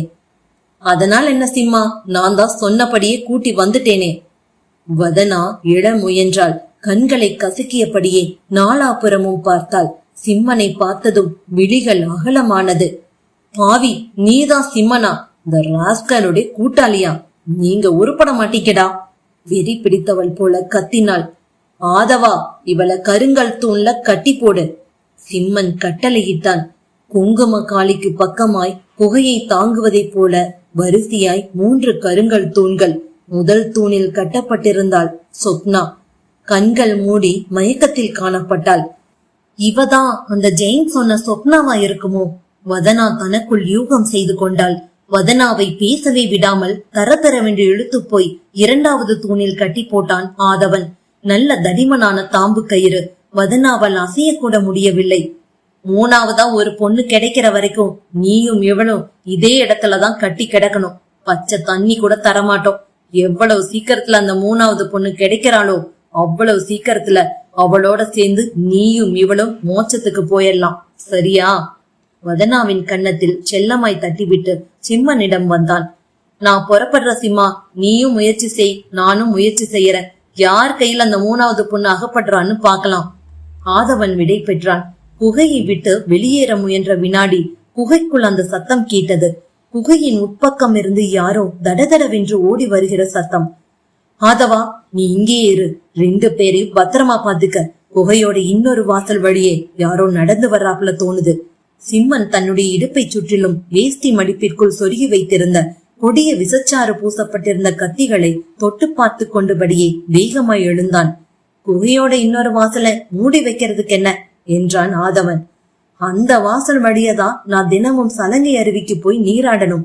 3 வேளையும் சலங்கை அருவில நீராடி குங்குமக்காளிக்கு பூஜை பண்ணாதான் எனக்கு மன திருப்தி கிடைக்கும். அதோட சலங்கை அருவில கொட்டுற தண்ணீர் அபூர்வ மூலிகைகளின் சாறு கலந்த தண்ணீர். என் உடம்பு ஆரோக்கியத்திற்கு அதுவும் ஒரு காரணம். நான் எப்படி அந்த வாசலை அடைக்கிறது என்றான் சிம்மன். தடதடப்பு சத்தம் வெகு அருகாமையில் கேட்டது. சிம்மன் அந்த சத்தத்தை உன்னிப்பாய் செவி கொடுத்து கேட்டான். நீ அந்த வாசலை அடைக்காம போனதாலதான் இப்ப யாரோ அந்த வழியா வந்துட்டு இருக்காங்க. மனுஷங்க வர வாய்ப்பே கிடையாது. வர்றது விலங்குகளா கூட இருக்கலாம். என்கிட்டதான் விஷம் தடவின கத்திகள் இருக்கே. பிறகு ஏன் கவலைப்படணும்? அருவிக்கரை வாசல் வழியே வர்றது மனுஷங்களா இல்ல விலங்குகளான்னு பார்த்து தீர்த்து கட்டிட்டு வர. நீ இந்த இடத்தை விட்டு நகர்ந்துடாத. குகையின் சுவரில் சொருகி இருந்த தீப்பந்தத்தை உருவிக்கொண்டு தடதடப்பு சத்தம் கேட்ட குகை வாசலின் இன்னொரு பக்கத்தை நோக்கி நடந்தான் சிம்மன். தடதடப்பு சத்தத்திற்கு காரணம் செங்குருவி. சிம்மனுக்கு நேர் எதிர் திசையிலிருந்து ராஜ மரகத லிங்கத்தை தூக்கிக் கொண்டு செங்குருவிதான் ஓடி வந்து கொண்டிருந்தாள். அத்தியாயம் 15. சஞ்சித் தான் வைத்திருந்த பெண் டார்ச்சை செங்குருவி ஓடிக்கொண்டிருந்த பக்கமாய் உயர்த்தினான். திக்கின்றது. செங்குருவியை காணவில்லை. குகையும் 2 பிரிவாக பிரிந்திருந்தது. ஓடிக்கொண்டிருந்த செங்குருவி தான் கையில் பிடித்திருந்த தீப்பந்தம் அணைந்து போகும் தருவாயில்தான் குகை 2ஆக பிரிந்திருப்பதை கவனித்தாள். 2 பாதையில் எது வாசல் உள்ள பாதை? மூளை சுறுசுறுப்பாய் இயங்கியது. ஒரு பாதையில் குப்பை கூளங்கள், சருகுகள், கரையான் புற்றுகள் தரைப்பகுதியை ஆக்கிரமித்திருக்க, இன்னொரு பாதையின் தரைப்பகுதி துடைத்து வைத்தது போல சுத்தமாக இருந்தது. இதுதான் சரியான பாதை. நடமாட்டம் உள்ள பாதை, வாசல் உள்ள பாதை. அதற்குள் தீப்பந்தம் முழுமையாய் அணைந்து புகைந்து வளையம் வளையமாய் பறக்க தீப்பந்தத்தை கீழே வீசினாள் செங்குருவி. சரியான பாதையாக எந்த பாதை தோன்றியதோ அந்த பாதையில் தடதடவென ஓடத் தொடங்கினாள். ஒரே இருள். தலையை தோள்களை உரசியபடி பறக்கிற வௌவால்கள். தாரை கொட்டியது போல இருள். கருப்பு போர்வியை போர்த்தியது போல மை இருள். வண்டி மசை இருள்.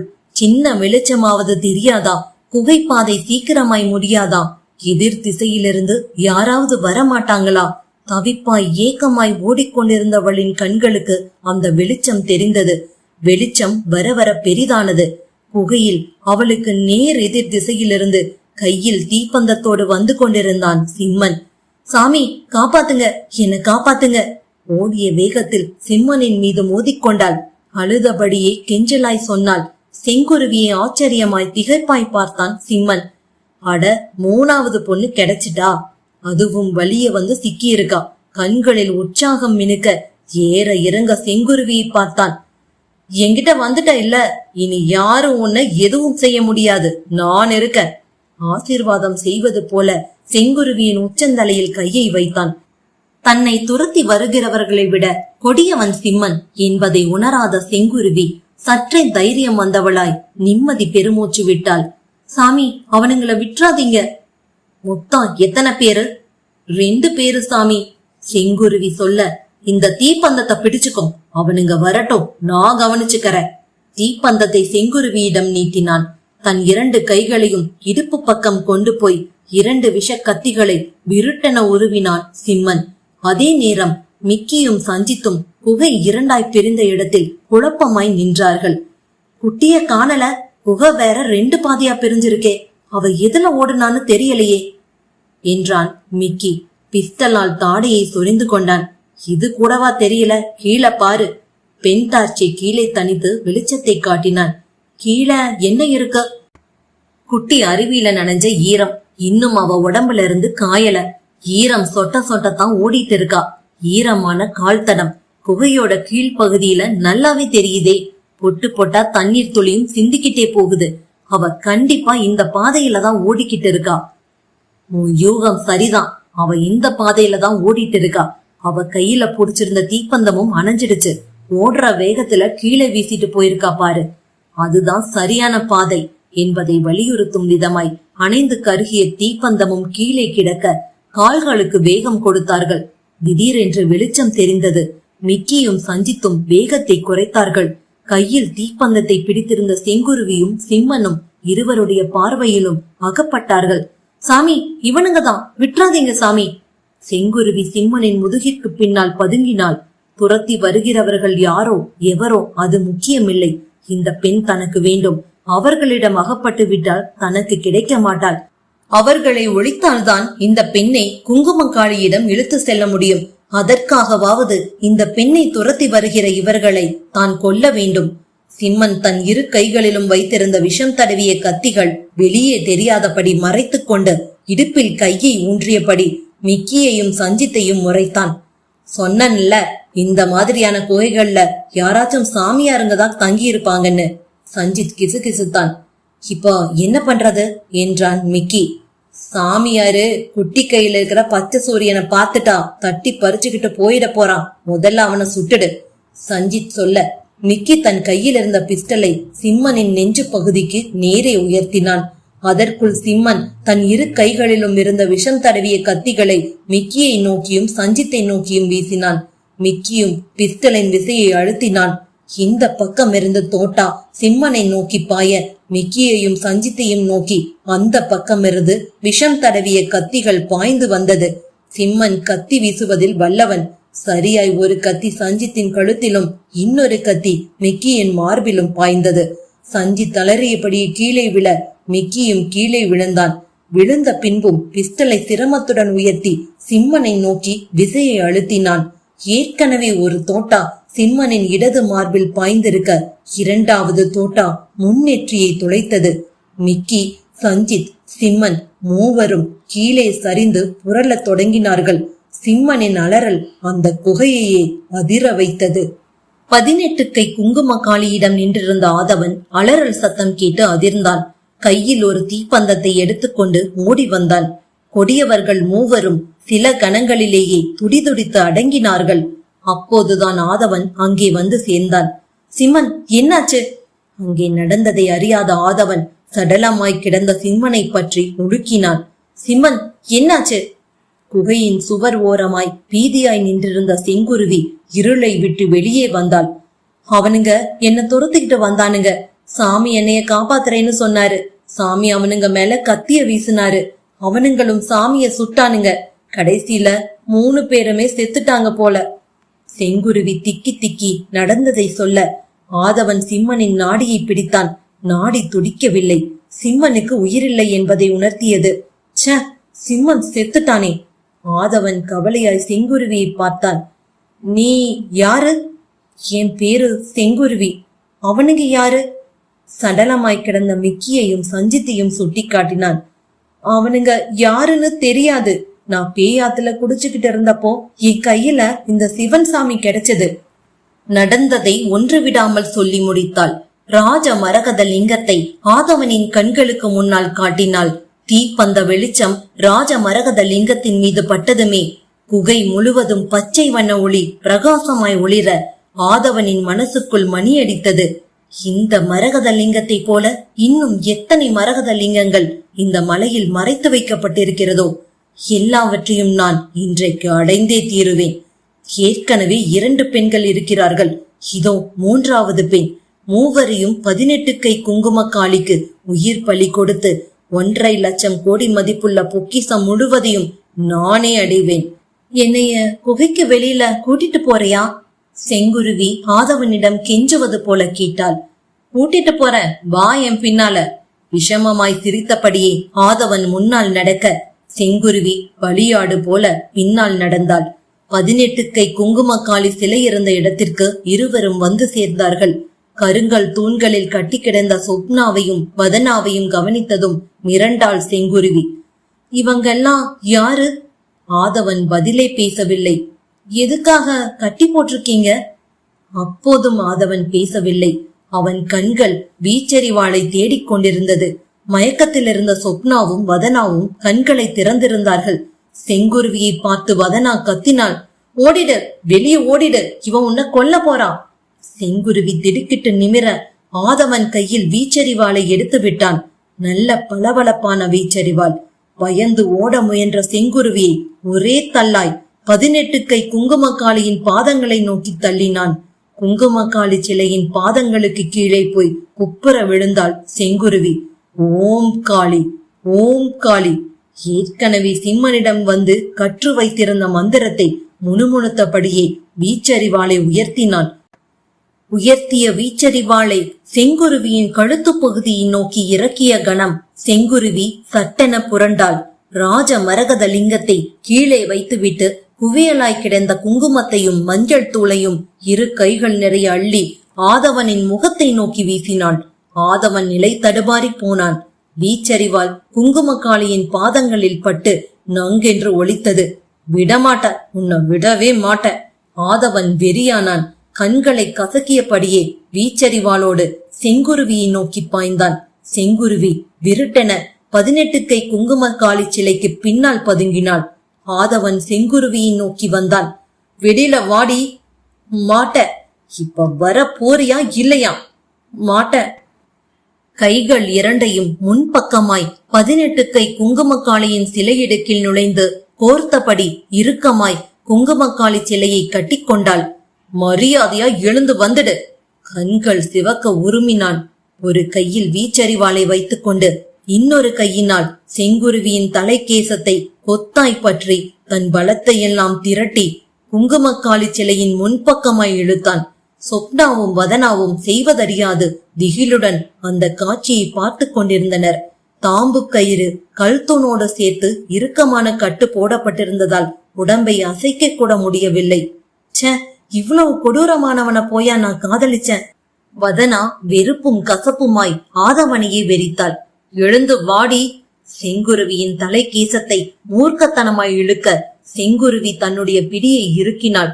குங்குமக்காளி சிலையை கெட்டியாக கட்டிக்கொள்ள ஆதவன் இழுக்க இழுக்க செங்குருவி திமிர திமிர குங்குமக்காளி சிலை ஆடியது. 18 கைகளில் ஒரு கையில் இருந்த சூலாயுதம் போன்ற கூர்மையான ஆயுதத்தின் பிடி உடைந்து அந்த கூர்மையான ஆயுதம் ஆதவனின் கழுத்தில் விழுந்தது. ஆழமாய் பாய்ந்தது. யாருமே இதை எதிர்பார்க்கவில்லை. வீச்சறிவாளை நழுவ விட்டான் ஆதவன். ரத்தம் வழிந்த கழுத்து பகுதியை கையை வைத்து அழுத்திக் கொண்டு கீழே விழுந்து புரண்டான். செங்குருவி மெல்ல எழுந்தான். வதனாவையும் சொப்னாவையும் கயிற்றை அவிழ்த்து விடுவித்தாள். குகை வாசலில் நிழலாடியது. மயக்கம் தெளிந்து எழுந்து எப்படியோ குகையை கண்டுபிடித்து ஜெயந்த் வந்துவிட்டான். ஜெயந்த்! ஓடிப்போய் அவன் தோளில் சாய்ந்து விம்மினாள் சொப்னா. கழுத்து நரம்பு துண்டாகி ஏகப்பட்ட ரத்தம் வெளியேறி அதே இடத்திலேயே கொஞ்சம் கொஞ்சமாய் அடங்கிக் கொண்டிருந்த ஆதவனையே கண்களில் நீர்மல்க பார்த்து கொண்டிருந்தாள் வதனா. வாங்க, எல்லாரும் முதல்ல குகையை விட்டு வெளியே போயிடலாம். நடந்ததை ஊர்க்காரங்க கிட்ட சொல்லி போலீஸ்காரங்களை வரவழைக்கலாம் என்றபடியே ஒரு கையில் தீப்பந்தத்தையும் இன்னொரு கையில் ராஜ மரகத லிங்கத்தையும் எடுத்துக்கொண்டாள் செங்குருவி. சொப்னாவும் வதனாவும் கைகளை குவித்து செங்குருவியை கும்பிட்டார்கள். எங்களை காப்பாத்தினதுக்கு எப்படி நன்றி சொல்றதுன்னே தெரியல தழுதழுத்தார்கள். உங்களை காப்பாத்தினது நான் இல்ல, வேற யாரு? குழப்பமாய் செங்குருவியை நோக்கினார்கள். செங்குருவி நிறுத்தி நிதானமாய் சொன்னாள், இந்த மரகத சிவன் சாமிதான் நம்ம எல்லோரையுமே காப்பாத்தி இருக்கு. ராஜ மரகத லிங்கத்தை தொட்டு கும்பிட்ட பின் எல்லோரும் குகை வாசலின் வெளிச்சத்தை நோக்கி நடந்தார்கள். Om Namah Shivaya.